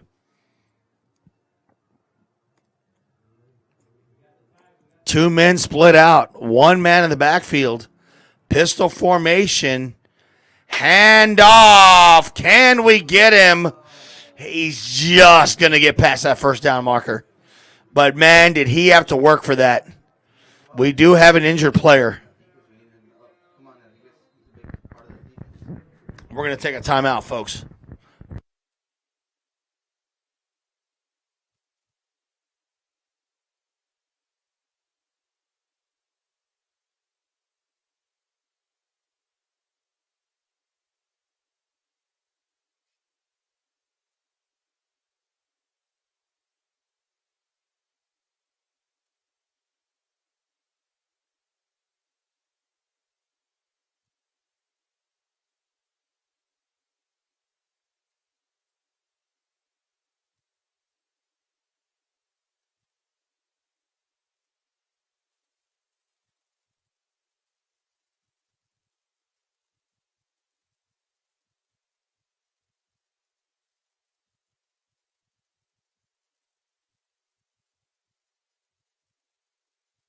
That was 73, Matt Enriquez. Folks, we have another surprise, I guess you could say. At the half, Flower Bluff 14, Mercedes 7. So, could two Valley teams prove their worth tonight against the two top teams in our district? Definitely in the fight. First down and 10, ball at the 36. 2:35 and counting, Flower Bluff. Yeah, but we're not rooting for Mercedes. No, of course we're not rooting for Mercedes. Go Bluff. Pass Good job, is incomplete. Another great job by the defense. Second down and 10. Yeah, no, we're Hornet fans this week. So, letting you know.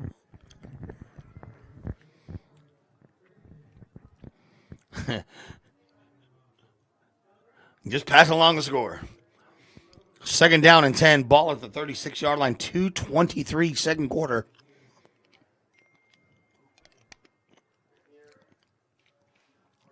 Hand off number 15.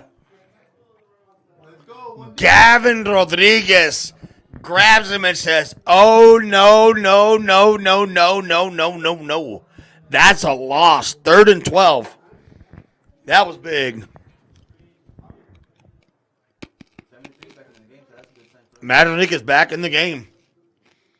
Man, what a stop by Gavin. 3rd and 12. 3 receivers wide.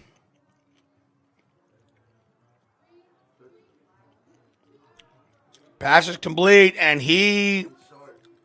I don't know, his knee may have been down. He's short. Knee is down. Clock runs. Clock runs. They're going to go for it. 4th down and 1. And clock's running. 4th and 1. This will be big. Remember, we got a kicker that's got a leg. Hand off. No. Oh, wow. Wow.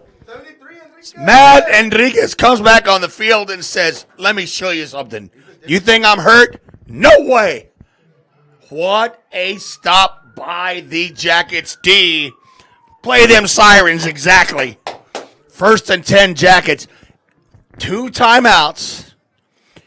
And Pete, we saw Ramirez kicking the ball from the 45-yard line. So field goal makes this a 1-possession game at the half. And all the momentum, guess what? Switched our way. That's a 9-point swing in our favor. So here we go, folks. 1:06 remaining. Jackets football. 2 men in the backfield with Trevino. Hand off to Amaya, and Amaya, he needs to get it up quick. Clock is running. Actually, that's Moses De Leon, number 8. That's going to be a loss. They got to move. They got to move. 49, 48, 47. They got to get moving. 45, 44. Jackets got to move. Let's get in field goal range at least.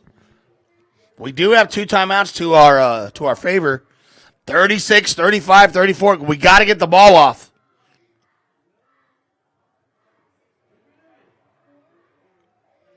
Pass is complete. Timeout. Call a timeout right now. There you go. There you go. There you go. There you go. I'd say 10 more yards, Pete, and we're in field goal range. We get to the 35, I think we're in field goal range. 1 timeout remaining. That was a big play. Right now, ball's at the 44. Again, we saw him kicking it from the 45 earlier during pregame. But I think still we need about another 9 yards. If we get it to the 35, I like his chances. So, Ramirez has a huge leg. Give credit where credit's due, man. These kids, they wanted to represent, man. They're doing it. They're doing it. They're doing it. 23 seconds, 1 timeout remaining. You're looking at 3rd down and about 10 yards to go. We got 1 timeout remaining. Watch this. No. Wait. Watch.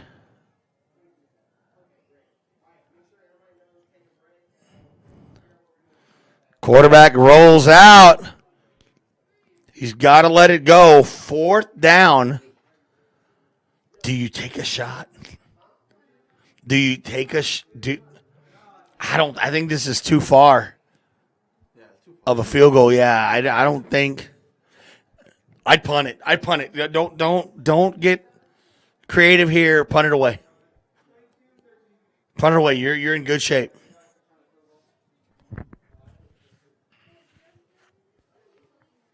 Yeah, you don't want to give GP any fuel whatsoever. Yeah, don't give him a short field. Even with 16 seconds. Pin him deep. Make him work.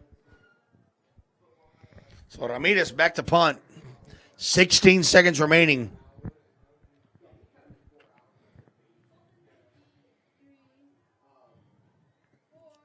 Nice punt. Takes a beautiful bounce. Go. Look at that ball roll 3-yard line. Wow. Ramirez with 4 seconds left. Wow. 22-13, folks. If you were to ask me if this is where we'd be at halftime, I told Pete, and I'll admit it, at one point, 22-7, I said, Pete, if it gets out of hand, we may just run the clock second half. I'm glad I was wrong. because these kids have played. They've played tough. They've gone toe to toe with GP. 4 seconds remaining. I pretty sure they're just probably gonna run the clock out, and go into the half of the lead. And there we go, folks. It is halftime. What a showing by Edcouch-Elsa, folks. At the half, Gregory Portland 22, Edcouch-Elsa 13. We will see you back here in 28 minutes.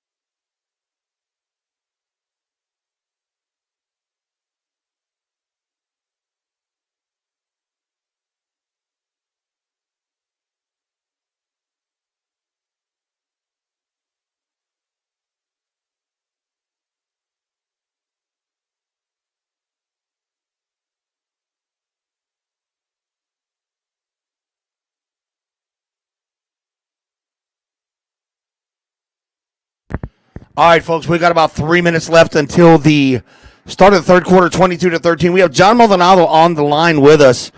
John, you were there in the field. Man, this is something that I don't think anybody expected. 22-13.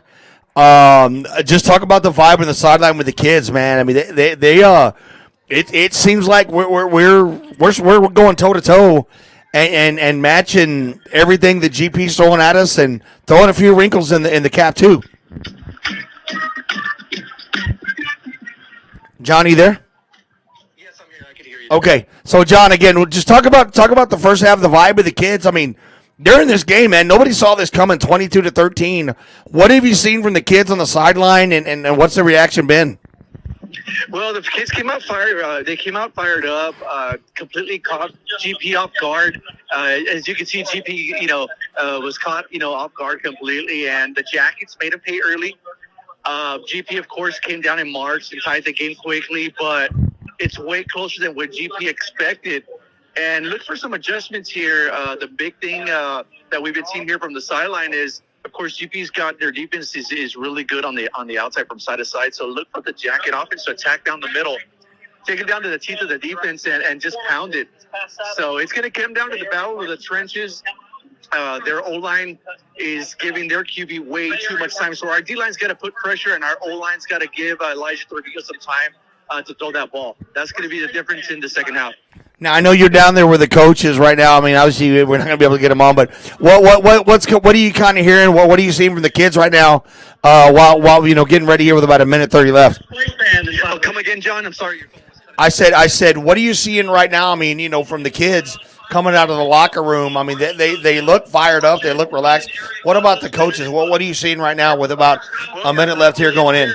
Well, I mean, I'm going to mention one word. It's called believe, and you can tell that first half the Jackets came in here to win the game. It's obvious that they went for it. On that fake punt, they went for an onside kick, and they're leaving it all on the field. So that's the one word to look for in the second half is believe. So they're definitely believing that they can take it to GP, but we got to execute and we got to play mistake-free football in order for them to have a chance to come out with that W here on the road. How big is this opening drive going to be? Because you know that they talked about what Flower Bluff did to us last week. They're going to come out throwing. So, what do you think defensively we're going to need to do right now? Because they're going to get aggressive. They have not been able to run the ball. Their leading rusher, I believe, is out. So they're going to try to open it up defensively. What do you think we need to do here in the second half? We got to have a sense of urgency on this first drive to keep it a one-possession score. It's got to be a sense of urgency. We got to put pressure on that quarterback. We got to make him uncomfortable. He's way too comfortable in the back of that pocket, and he's got way too much time to throw. So sense of urgency, you got to pick up that intensity times 10, times 20 or more, and we got to get that 3 and out. That way, the offense can march down the field and try to, tie the game. There we go. John, I appreciate you. Enjoy the second half. Man, I'll tell you what, wouldn't this be something? I don't want to say the words, but I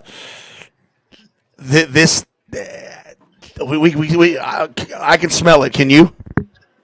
Oh yeah, man. We're not saying the word. We don't say the word though. We're still a half away, but definitely nobody gave the Yellow Jackets they didn't give them a chance, and they're only down by 8 points or what we had 9 points, whatever. I mean, I'm not even looking at the score. I know it's a one possession game, so you know what I mean. With that being said, we're gonna see what happens here. All right, here we go. So, John, appreciate you. Go enjoy the second half, my friend. Look for Chucho's a field goal. His long is 61. He's comfortable at 61 yards. Well, with pregame, he was kicking from the 45 with ease. So yeah, I agree there. All right, John, here we go. So thank you so much. I appreciate you, brother. Enjoy the second half. All right, folks, here we go again. That was John Maldonado, sideline reporter. I agree. I think right now, if you're Edcouch-Elsa, here's my thing: Gregory Portland. This is not expected. At one point, folks, this team was number 3 in the state of Texas. Okay? Number 3 in the state of Texas. Number 9 as well. We are 9 points behind this team. Here's what I think is going to happen. They're going to remember Flower Bluff. They're going to try to open it up. Pass play to number 80. 40, 50, 40, 30. We got to get him out of bounds. And that right there, that we cannot let happen. I think that they're going to do what Flower Bluff did, and they're going to throw and rely on their speed. So that's a big first down for Gregory Portland. They got a man in motion, number 23.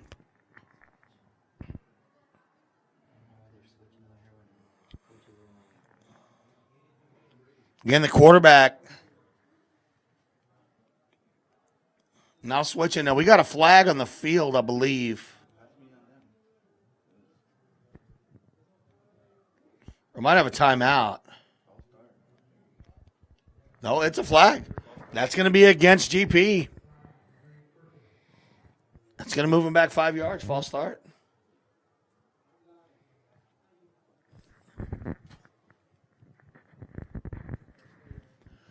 The Edcouch coach is looking over at me, just shaking their heads, and we're all right. So first down and 15, ball at the 38-yard line.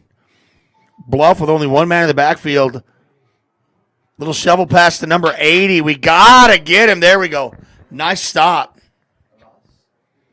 That's no. Remember, it was 3rd and 15, so they got back close to the original line of scrimmage. Yeah, with the penalty. So you're looking at about 2nd and 11. Again, ball at the 38, folks. You're going to have to forgive us. The windows are pretty foggy here. So we're going to do the best we can. I might ask for Pete's help here because it's really hard to see through the windows right now. So, but we're going to do the best we can. Got the best crew in the business here. Not me, but the boys. So back to pass. Pass is almost intercepted. Number 1, Martinez does a great job. That was close, man. I'll tell you what, he almost had that ball in his hands. 3rd down and 12.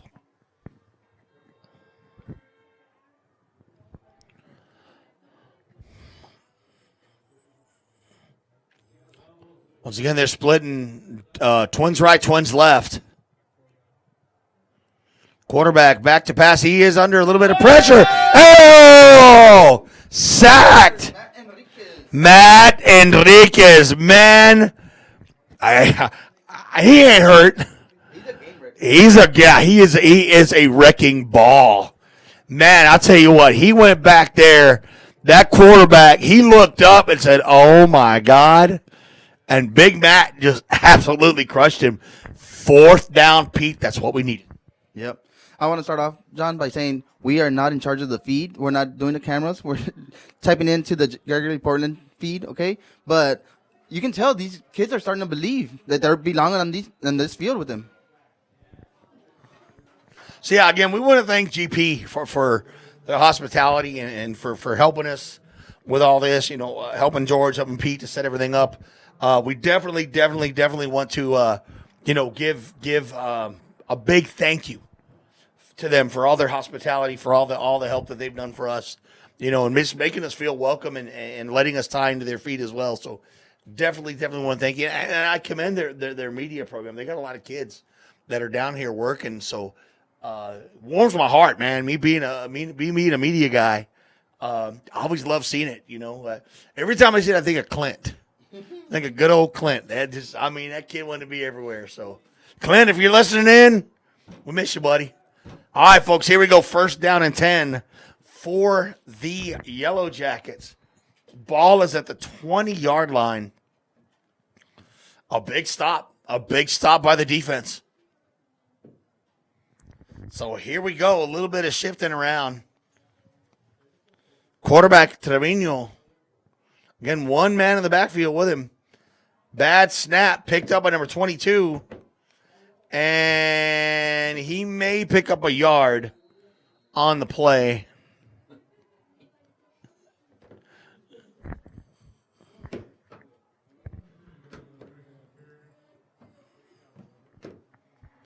Gain of about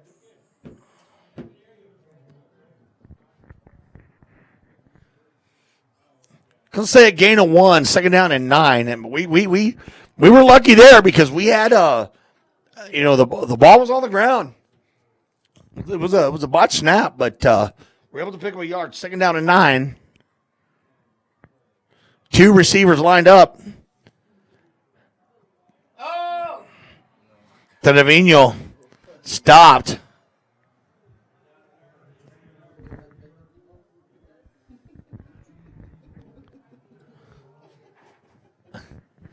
Well, I thought it was a handoff at first. I looked back and whoa. I mean, we're like, whoa. I can actually say, which way did he go, George? Kind of like that cartoon back in the day. third down and 11. Oh, I swear to God. Trips to the left. Trevino back to pass. Got time. Finds a man. Oh, what? Ball is fumbled.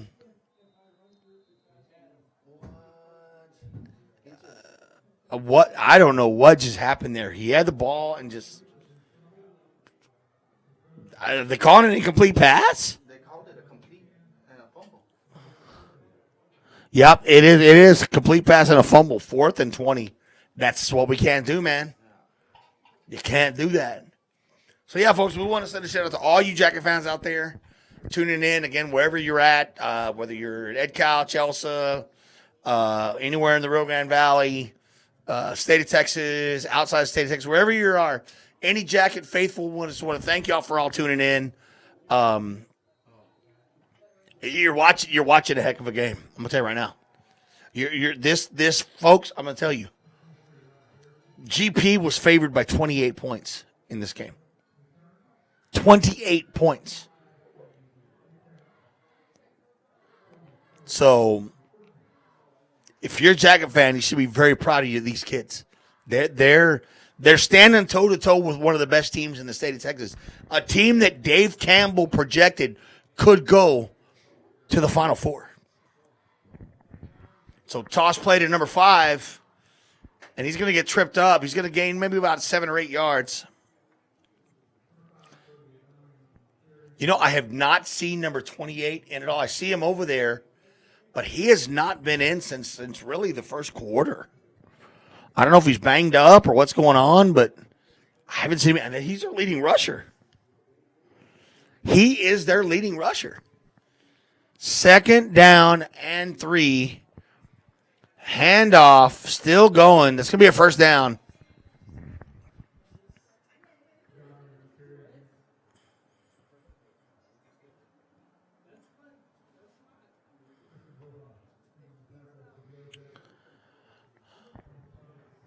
So that's going to be 1st and 10. Again, we're trying to ball at the 29-yard line.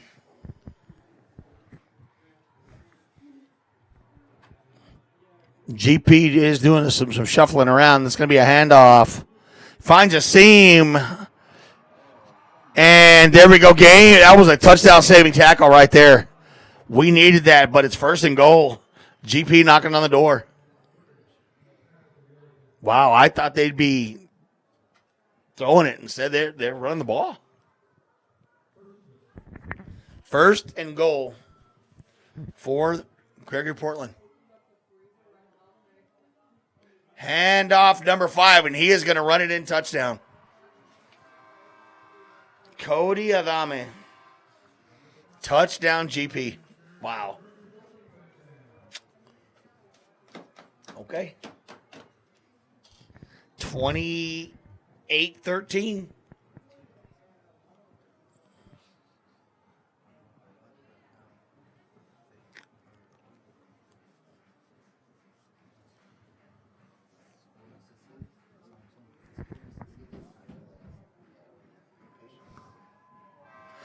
And the extra point is good. So with 6:17 remaining in the 3rd quarter, Gregory Portland 29, Edcouch-Elsa 13. Again, this game is far from over.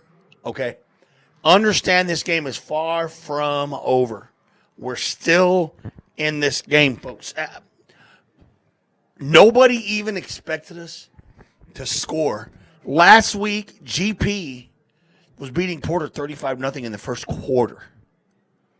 They've only scored 29 points, and we're in the third. And we put up 13. So it is technically, I guess you'd say, a 3-possession game, 2-possession game. Well, with 2 8-point conversions. But we score here. Just stay within, man. Stay within. Score here, 29-20. We're okay.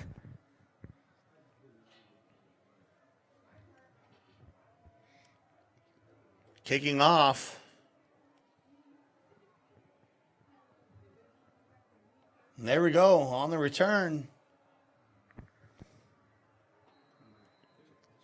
Jerry Maya. Be Jackets ball. Here we go. They got to move the ball here. They got to move the ball.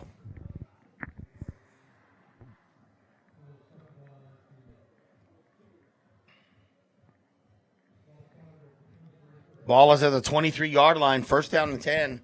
6:10 on the clock, third quarter.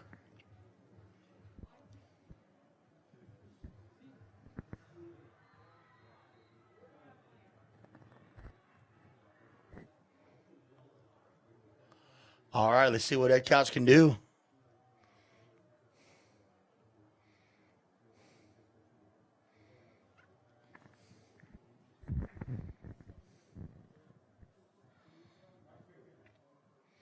Three men lined up over here to the left. On the far left, you have number 12. We have a timeout by Edcouch. So we're going to take a short break, folks. Again, 6:10 in the third, 29-13, Gregory Portland.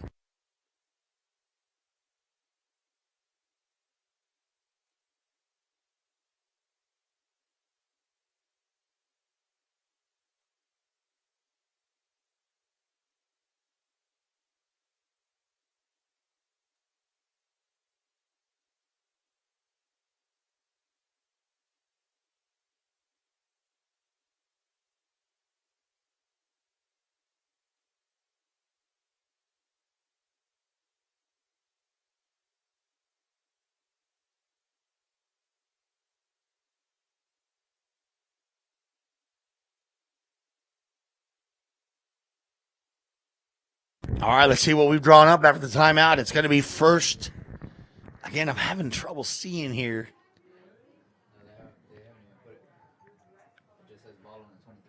Yeah, ball at the 23-yard line. Should be first down and 10. Windows are really, really hard to see out of, so going to have to bear with me. Screen pass. 20, 25, spins his way to the 30. That's Moses De Leon. 5-yard gain, we'll take it. Second down. And 5. Yeah, oh, you know what? You're right. Second down and 3. 5:48 on the clock. Clock is stopped for some reason. Official's still going to talk something over.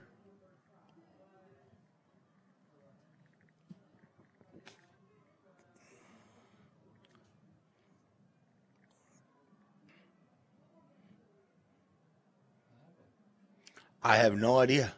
They were talking to Elijah. Here we go. Clock's running. Men in motion. Elijah sending people left, right, left, right, left, right. Here we go. What are we going to go with? All right. Trips to the right.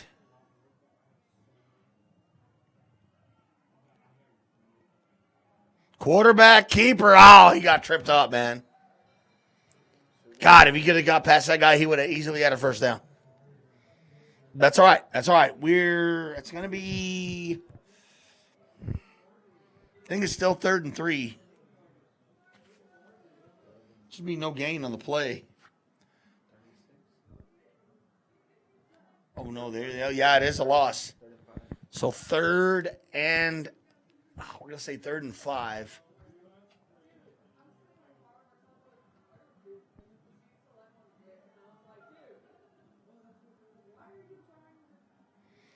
Back to pass. He's got time.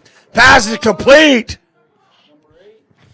Moses De Leon with, I tell you, Elijah had time to throw the ball. And look what happens when you give him time. Moses wide open over the middle. First down, Yellow Jackets. Pete, that's what he needs. He just needs the time to find his receivers. They're open. Pete's just like, what do you want me to say, man? Well, you put me on the spot, dog. What did I do, man? Just let me enjoy the game. 4:18 and counting. First and 10 Jackets. 47-yard line. Hand off. That's going to be a gain of, I don't know. It might be back at the line of scrimmage. Rodriguez again on the carry. Yeah, back to the original line of scrimmage. Still 3:57 and counting. 29-13 is your score. We're still in it. We're not out, man. I mean, this is now here's where it gets interesting because normally this is where they throw that screen to Jay Reed. But let's see. They've caught him off guard a couple times with this.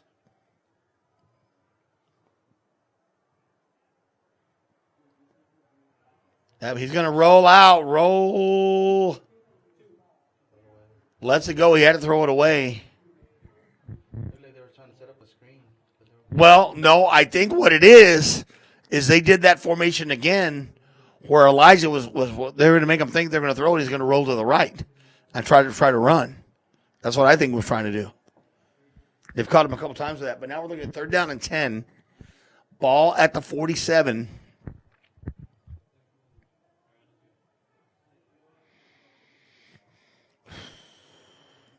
They're going to do it again.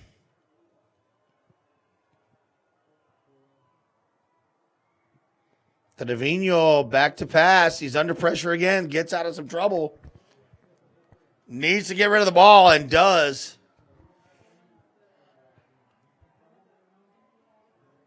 Fourth down. Wow.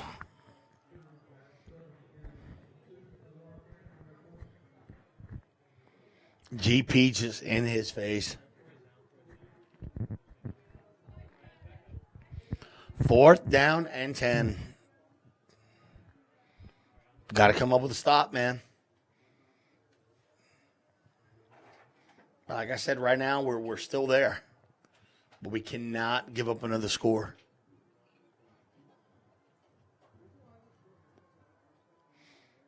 Ramirez back to punt. Oh, bad snap. And Ramirez, he's just going to have to fall on it. Fumble picked up GP. They're going to have excellent field position. Wow. GP football at about the 18-yard line. Man, that's exactly what we did not need.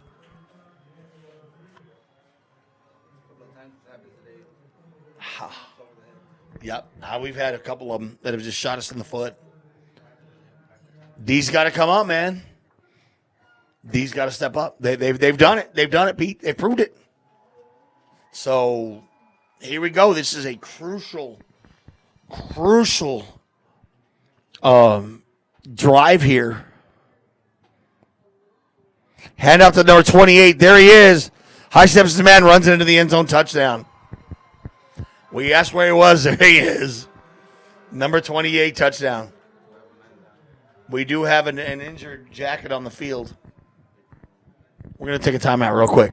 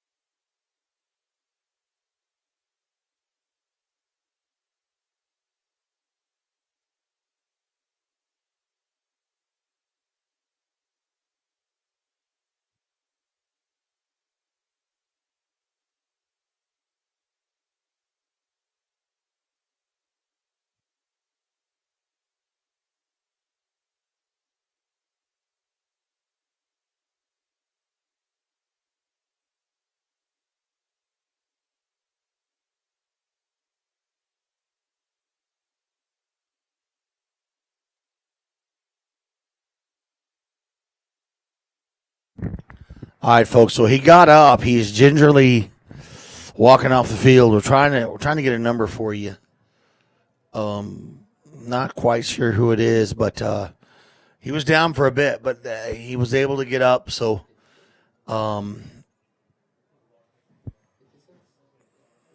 56. Right now, we're saying it's 56, Edgar de Lara, but we're not sure. Again, that's unofficial. So it's 35-13, Gregory Portland, pending the extra point.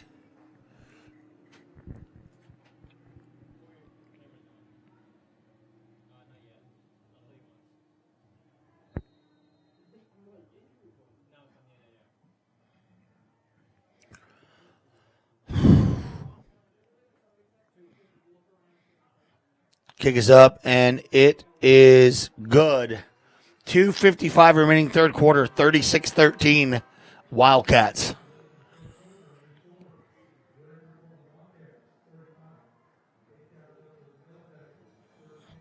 It's 35 or 36? 36. There you go. Okay. See, Big George is right. He got the right score. I'll go back to George's score. We keep track. I ain't no math major, but I can add 29 plus 7. I can do that. So,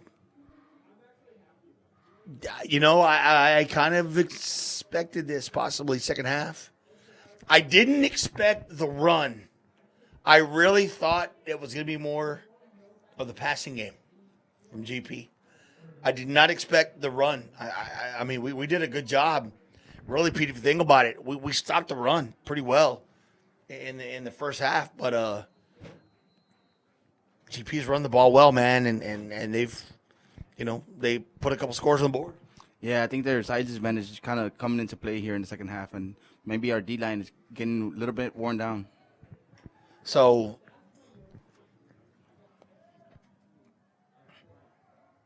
picked up at about the 10-yard line.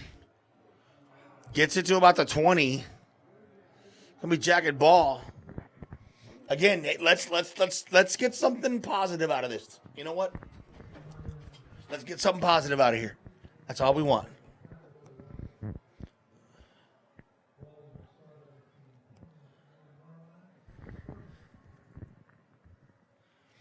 Again, we do want to thank Gregory Portland, their media team, for letting us tie into their feet tonight. Give credit to their kids as well for I'm going to tell you what, this isn't easy. I'm going to tell you right now. I taught this class, and so I respect what they're doing. I really do. I mean, it ain't easy. I can attest to it. But again, I want to thank them so much for their hospitality, just for letting us, chime in. I believe it was in Mr. Raines, and his team for all their help tonight. We really do appreciate that. So here we go. First down and 10, Jackets. Elijah still going. There you go. We'll take it. He runs it up to about the 35-yard line. It's going to be a gain of 5. He got out of some trouble. And hey, if we can score again, as it is right now, we put 13 points on. That's an improvement from last week. So find something. Dig deep, man. Play hard. Don't quit. Keep fighting.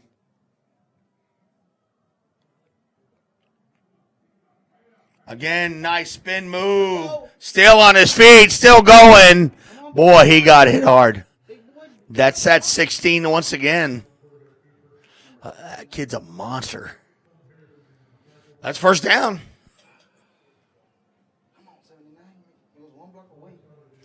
I know. If he could have broken that, I think that could have constituted a lot more yardage. But we'll take it, Pete. First down. We'll take it. 1st and 10. Ball is at the 43, a minute 33 and counting, third quarter. Nobody in the backfield. Screen pass. Hey, that's back. That's a fumble. And that's picked up by Gregory Portland. GP football. Man. Ouch. That was a backward pass. That's considered a fumble. Recovered by GP. Once again, they got great field position. Ouch.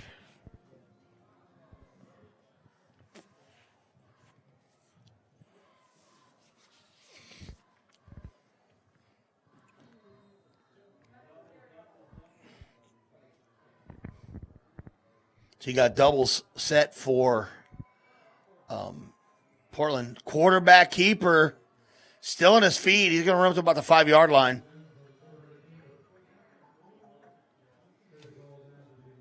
That's number 8, Dooms. Minute 7 and counting, third quarter.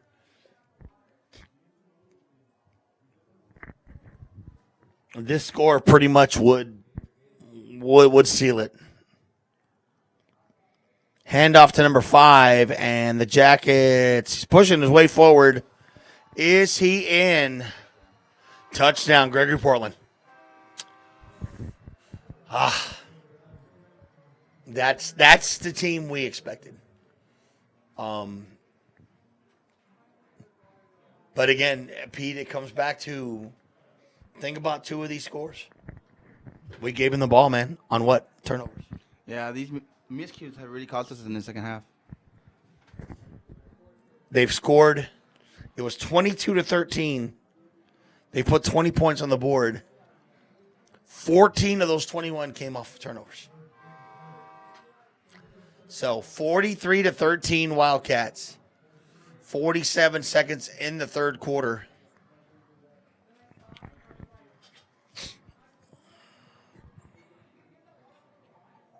You know what? Play hard fourth quarter, man. Just play hard. Play hard. Don't quit.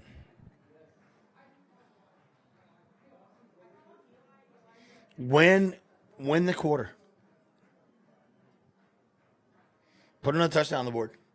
That's a win. You do that right now, folks, last week we scored 3. This week we scored 13.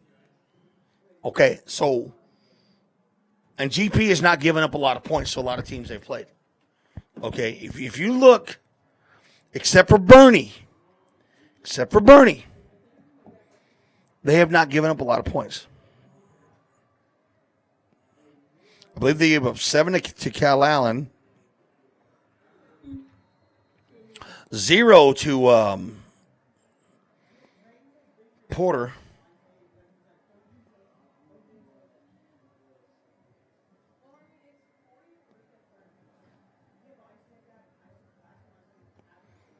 I'm trying to get the scores. See, look, 7 to Cal Allen, 6 to Carroll. East did score 27. Bernie, they beat. Calhoun 14, and then 0 to Porter. So, I mean, if you think about it, you know, we've put 13 points on this team, and it's not over. We're not done. Not by a long shot.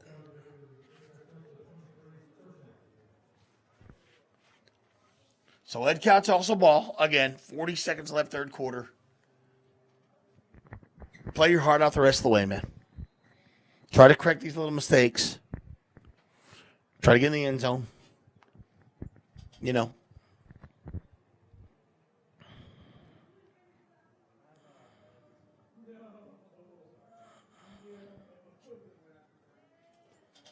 Ball on the 23-yard line, 1st and 10, 2 men in the backfield. That's going to be a handoff. No gain.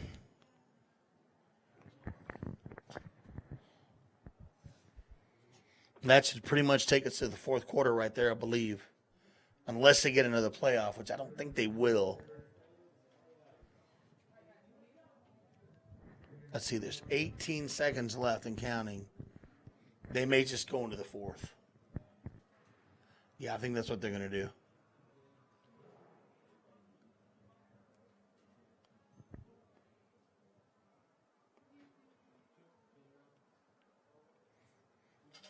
All zeros. That's the end of the third. So Gregory Portland, 21 points in this third quarter. 14 of them off of turnovers.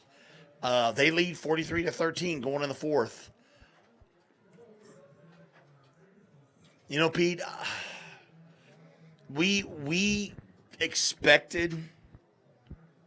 I think this was expected. However, one thing I'm going to say, and it's not done. We can still put more points on the board. Compared from last week to this week, we've scored 2 touchdowns, 2 TDs. To me, that's improvement. Yeah. Like I said, as long as we show improvement from game to game, that's all we can hope for. And I don't know. I know the score is kind of like lopsided, but I think the Jackets have something to be proud of. They do. They do. We went into the half down 9 points against a team that was number 3 in the state. Think about that. That's a lot to be proud of. Handoff to number 22. Pushes his way forward. Looking about 3rd and possible about 6. I'm going to say we're in the fourth quarter. 11:43 and counting, fourth quarter. 3rd and 7 to be exact. Ball at the 26-yard line.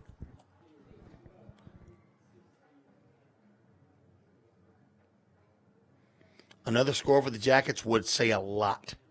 It would say a lot.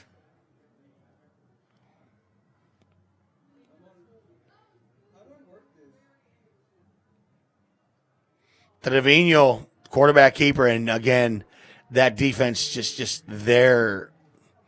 Wow, man. That GP defense is just brutal. 4th down.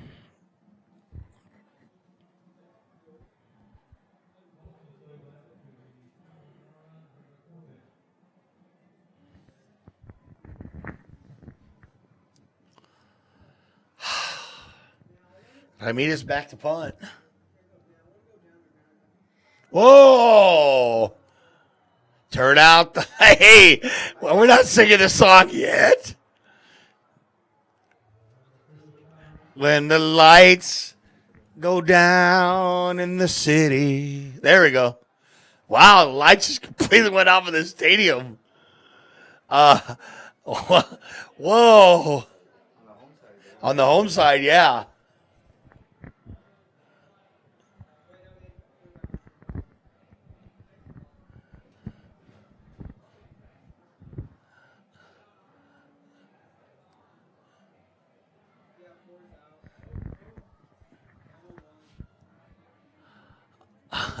All right, we're gonna take a break here a little bit, folks, and kind of see what we can figure out here.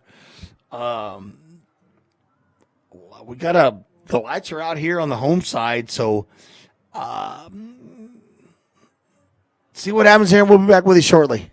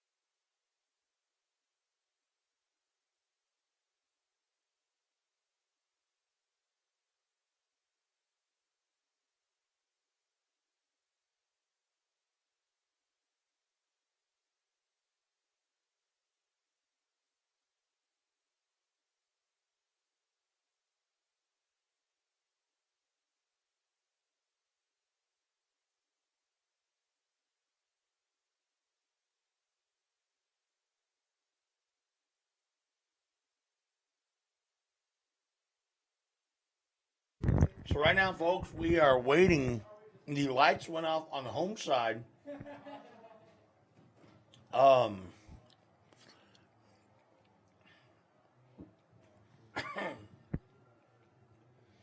Just all of a sudden, just boom. It's, yeah, you know what? Somebody brought to my attention. It is Friday the 13th, so Spooky. Maybe Michael Myers in the building. Yeah, Freddy Krueger, Jason, that weirdo chick from Orphan, the girl from The Ring, Samara. Yeah. Well, that movie The Exorcist is out, man. I haven't seen it, but I've been wanting to watch that one. yeah. I'm not into those kind of movies. Like I can't, dude. I'm still. I watched the original one, and I'm gonna tell you, dude, nightmares. It's bad. The original Exorcist was horrible.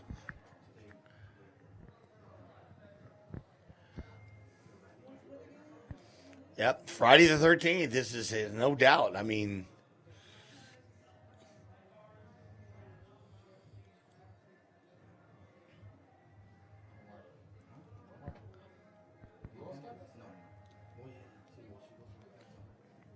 so now we wait.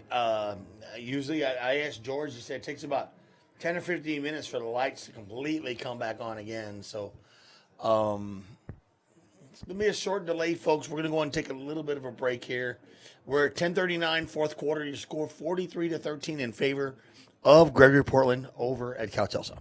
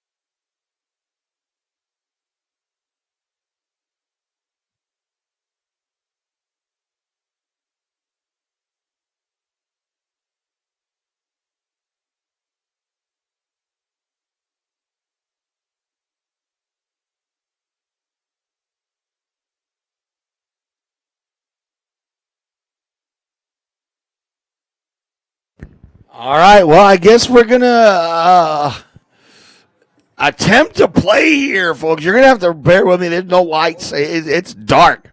So, yeah, no numbers. Look. Be lucky if we can call a play, because think about it. It's dark. Our windows are foggy. It's wet. So it's like you put blinders over my eyes, okay? We're going to do the best we can. So punting situation. I mean, this clock's going to run.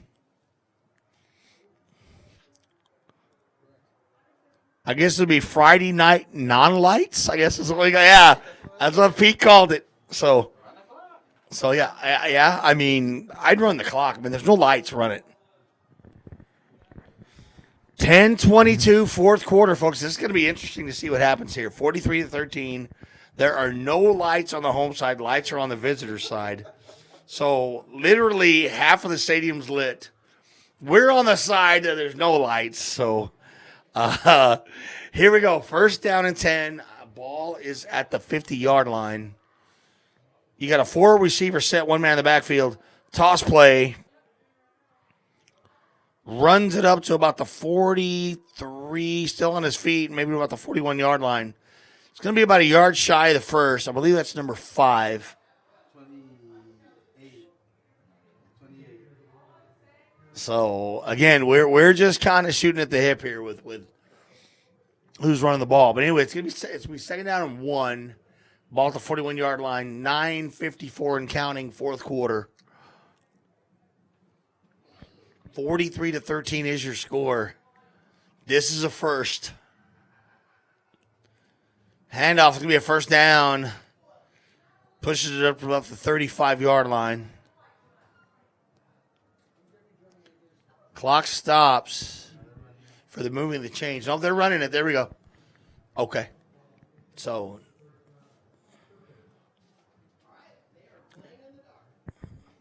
there you go. They said it best. We're playing in the dark. That's right. I got to give them credit. They say we're playing in the dark. I like that. 9:15 and counting. First down and 10. Pass play. Intercepted. Intercepted. Here we go. Go. There we go. Hey, we'll take it. INT for the Jackets. Keep the lights off. You don't need them. All right. We'll take whatever we can get.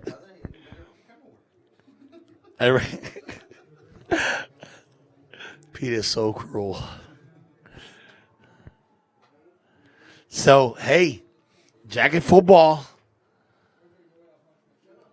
Ball at the 40. 42, correct? Yes, 42-yard line. So I tell you what, I wouldn't even throw the ball. I'd run.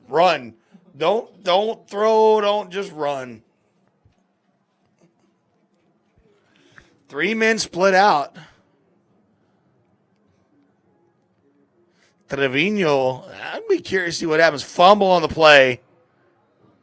Oh man, that's 3 bad snaps we've had. I mean, I know we're playing with the backup center. Our starting center is out, but that hurts, man. That does hurt.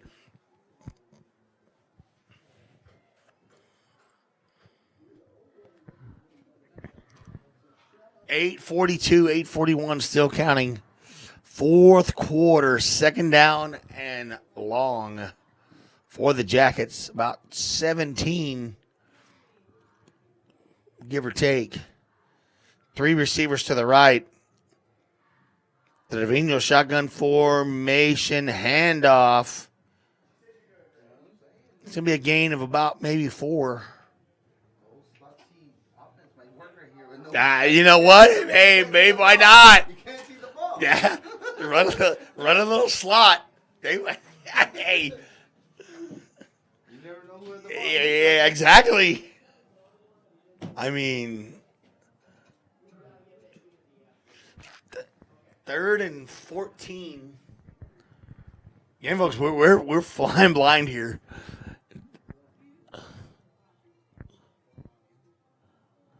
Trevino back to pass. Pass is incomplete. It's hard to play in this. I mean, really, to be honest, no matter who it is. I mean, you're looking at fourth down. This is just tough, man. For anybody in this situation.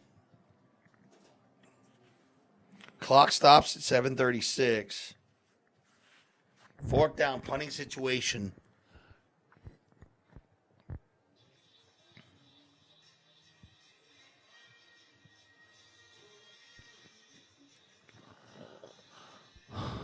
Ramirez back to punt.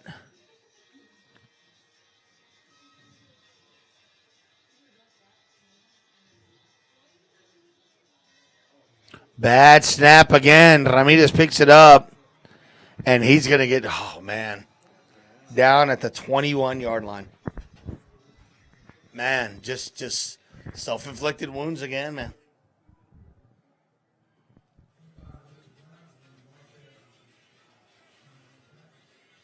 And again, it's somebody's hurt. One of our guys is hurt.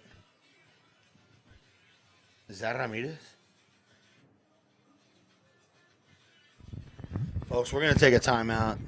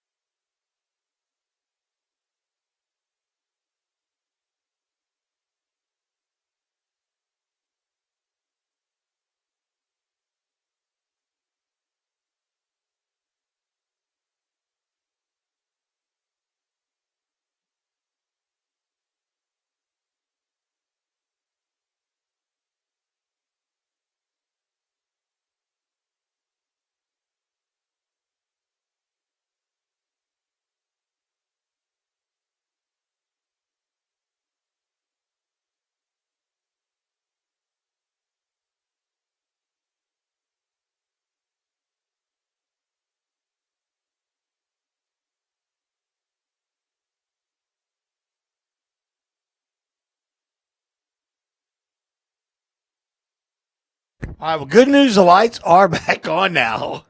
So, we do have an injury for the Jackets. I'm not sure who it is. Again, we're looking through a very foggy window. The windows are just really there's a lot of condensation.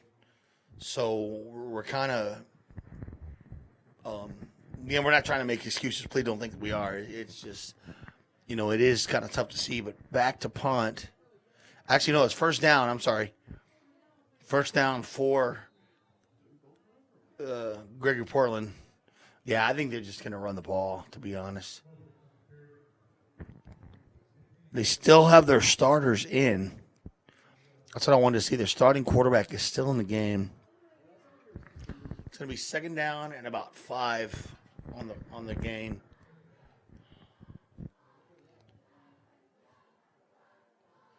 And you can see their coach just tell me, just slow it down.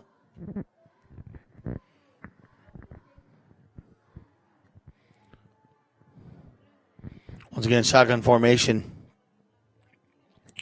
Toss play. Nice stop by the Jackets.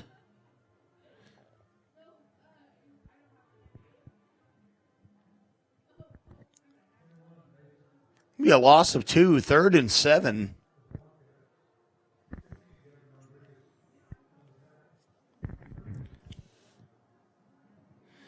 Gavin Rodriguez on the tackle.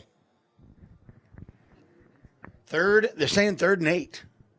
6:16 and counting on the clock, fourth quarter. 43-13. It's just hard to see. Pass play. And looks like it may be short. Short of about 2 yards.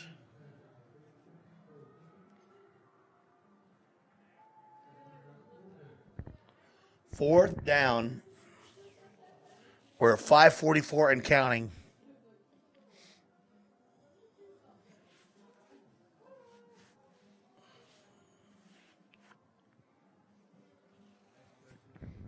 Fourth and 2. They're going to go for it. And Jackets, oh, no, wait a minute. I think we stopped him. Yeah, it was incomplete. Okay, pass is incomplete. There we go. I thought I saw a run play. So I got to thank God for Pete, man, because it's really hard to see in here. So good stop by the Jackets. First down, 5 minutes and 23 seconds remaining.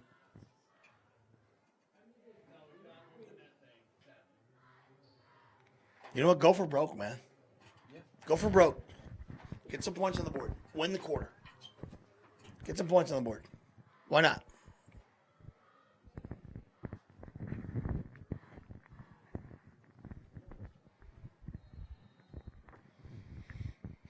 For the last 5 minutes, try to work on a few of these little things that kind of hurt you. Take a chance. So here we go.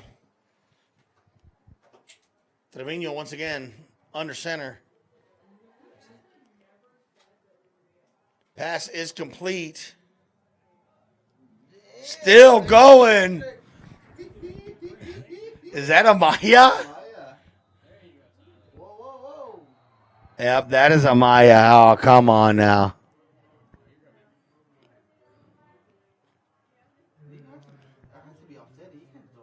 No, they didn't throw a flag. Are you sure? Yes, for sure. That's got to be offsetting. That's between both teams. Yeah, they were clearly still pushing him while No, I know. They were pushing him out. He was already out of bounds. Should be offsetting penalties. Should be first down automatic.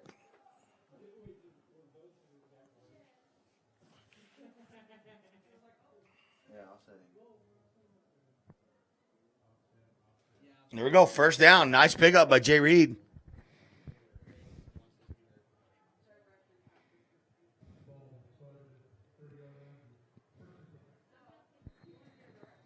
First down and 10, ball at the 30-yard line.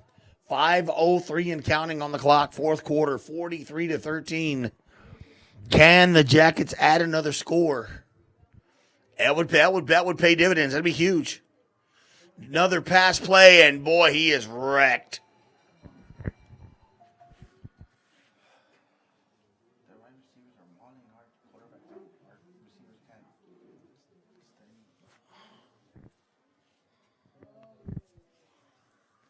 .433 and counting in the fourth.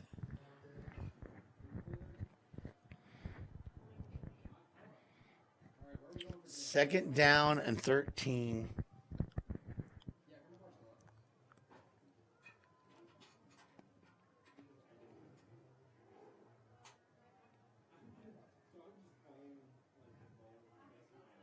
Handoff to number 22, Miguel Rodriguez. Might get it back to the original line of scrimmage. Should be 3rd and 10.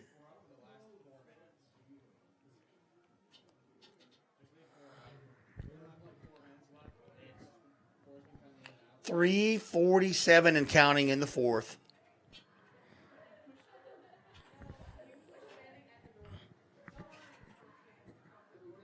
Third down and 10.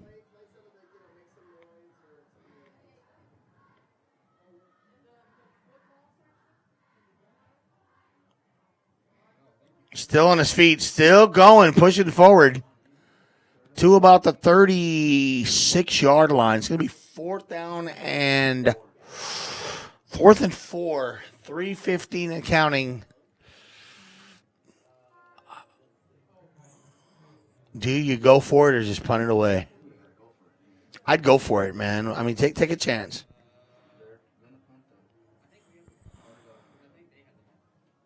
Yep, they're going to punt, fourth down. I don't know where they get 4th and 35.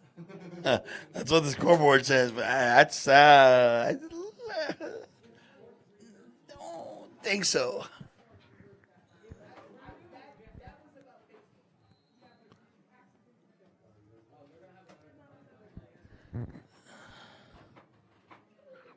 Delay a game against the offense.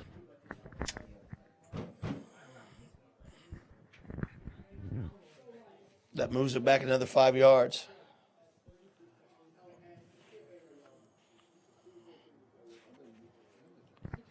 Fourth and 10. I don't know if they're expecting a fake. They got nobody back.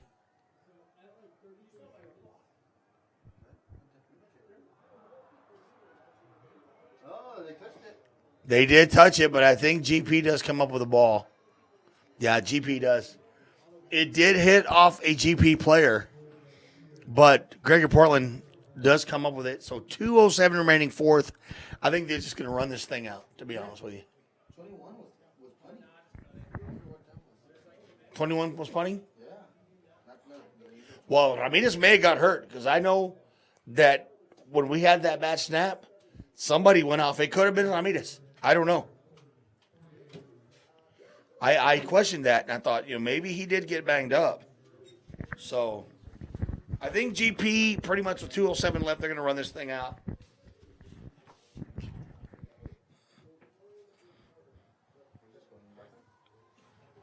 (43-13), 2:07 left in the game. Shotgun formation. And nowhere to go. Jackets right there on the stop.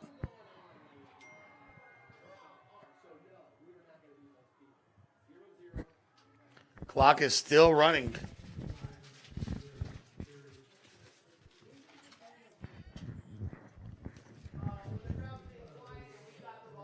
Minute 42 and counting. Yeah, GP's just going to run this thing out. So, you know what? I'm going to tell you something. I got to give the Jackets a lot of credit. 22-13 at the half was the score. We were right there. We were talking to the coaches, and they said the kids were fired up at halftime. They were excited, man. They felt good. Couple of bad breaks. Didn't go our way in the third quarter. A couple of turnovers that led to touchdowns for GP. That resulted in 21 points. But the kids can take a lot out of this game. We scored 13 points. That's a plus. We scored 2 touchdowns against a very good football team. We matched them physically, I think. I mean, we had some injuries, a couple guys banged up, but pretty much we're gonna escape this thing. It looks like injury free. And now we go home. We got 3 big games left. We have Porter next week at home. We got the big one against Mercedes, and then we finish at Valley View. So we do have looks like we have someone cramping up, but I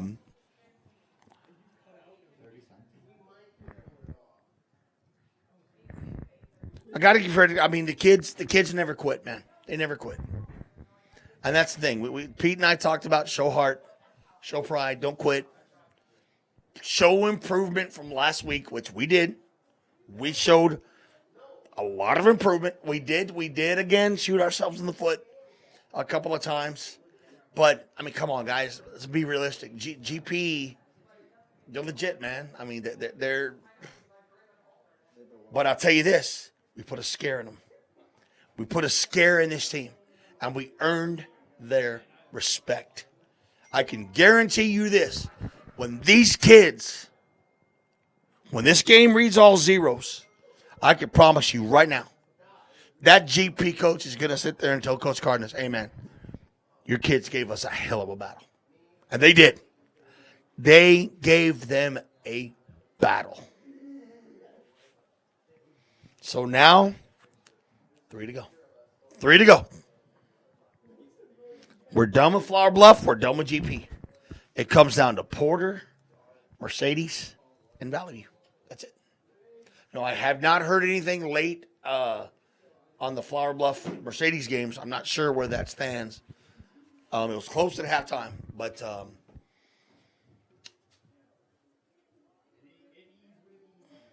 this one is pretty much in the books. About 51 seconds remaining. So,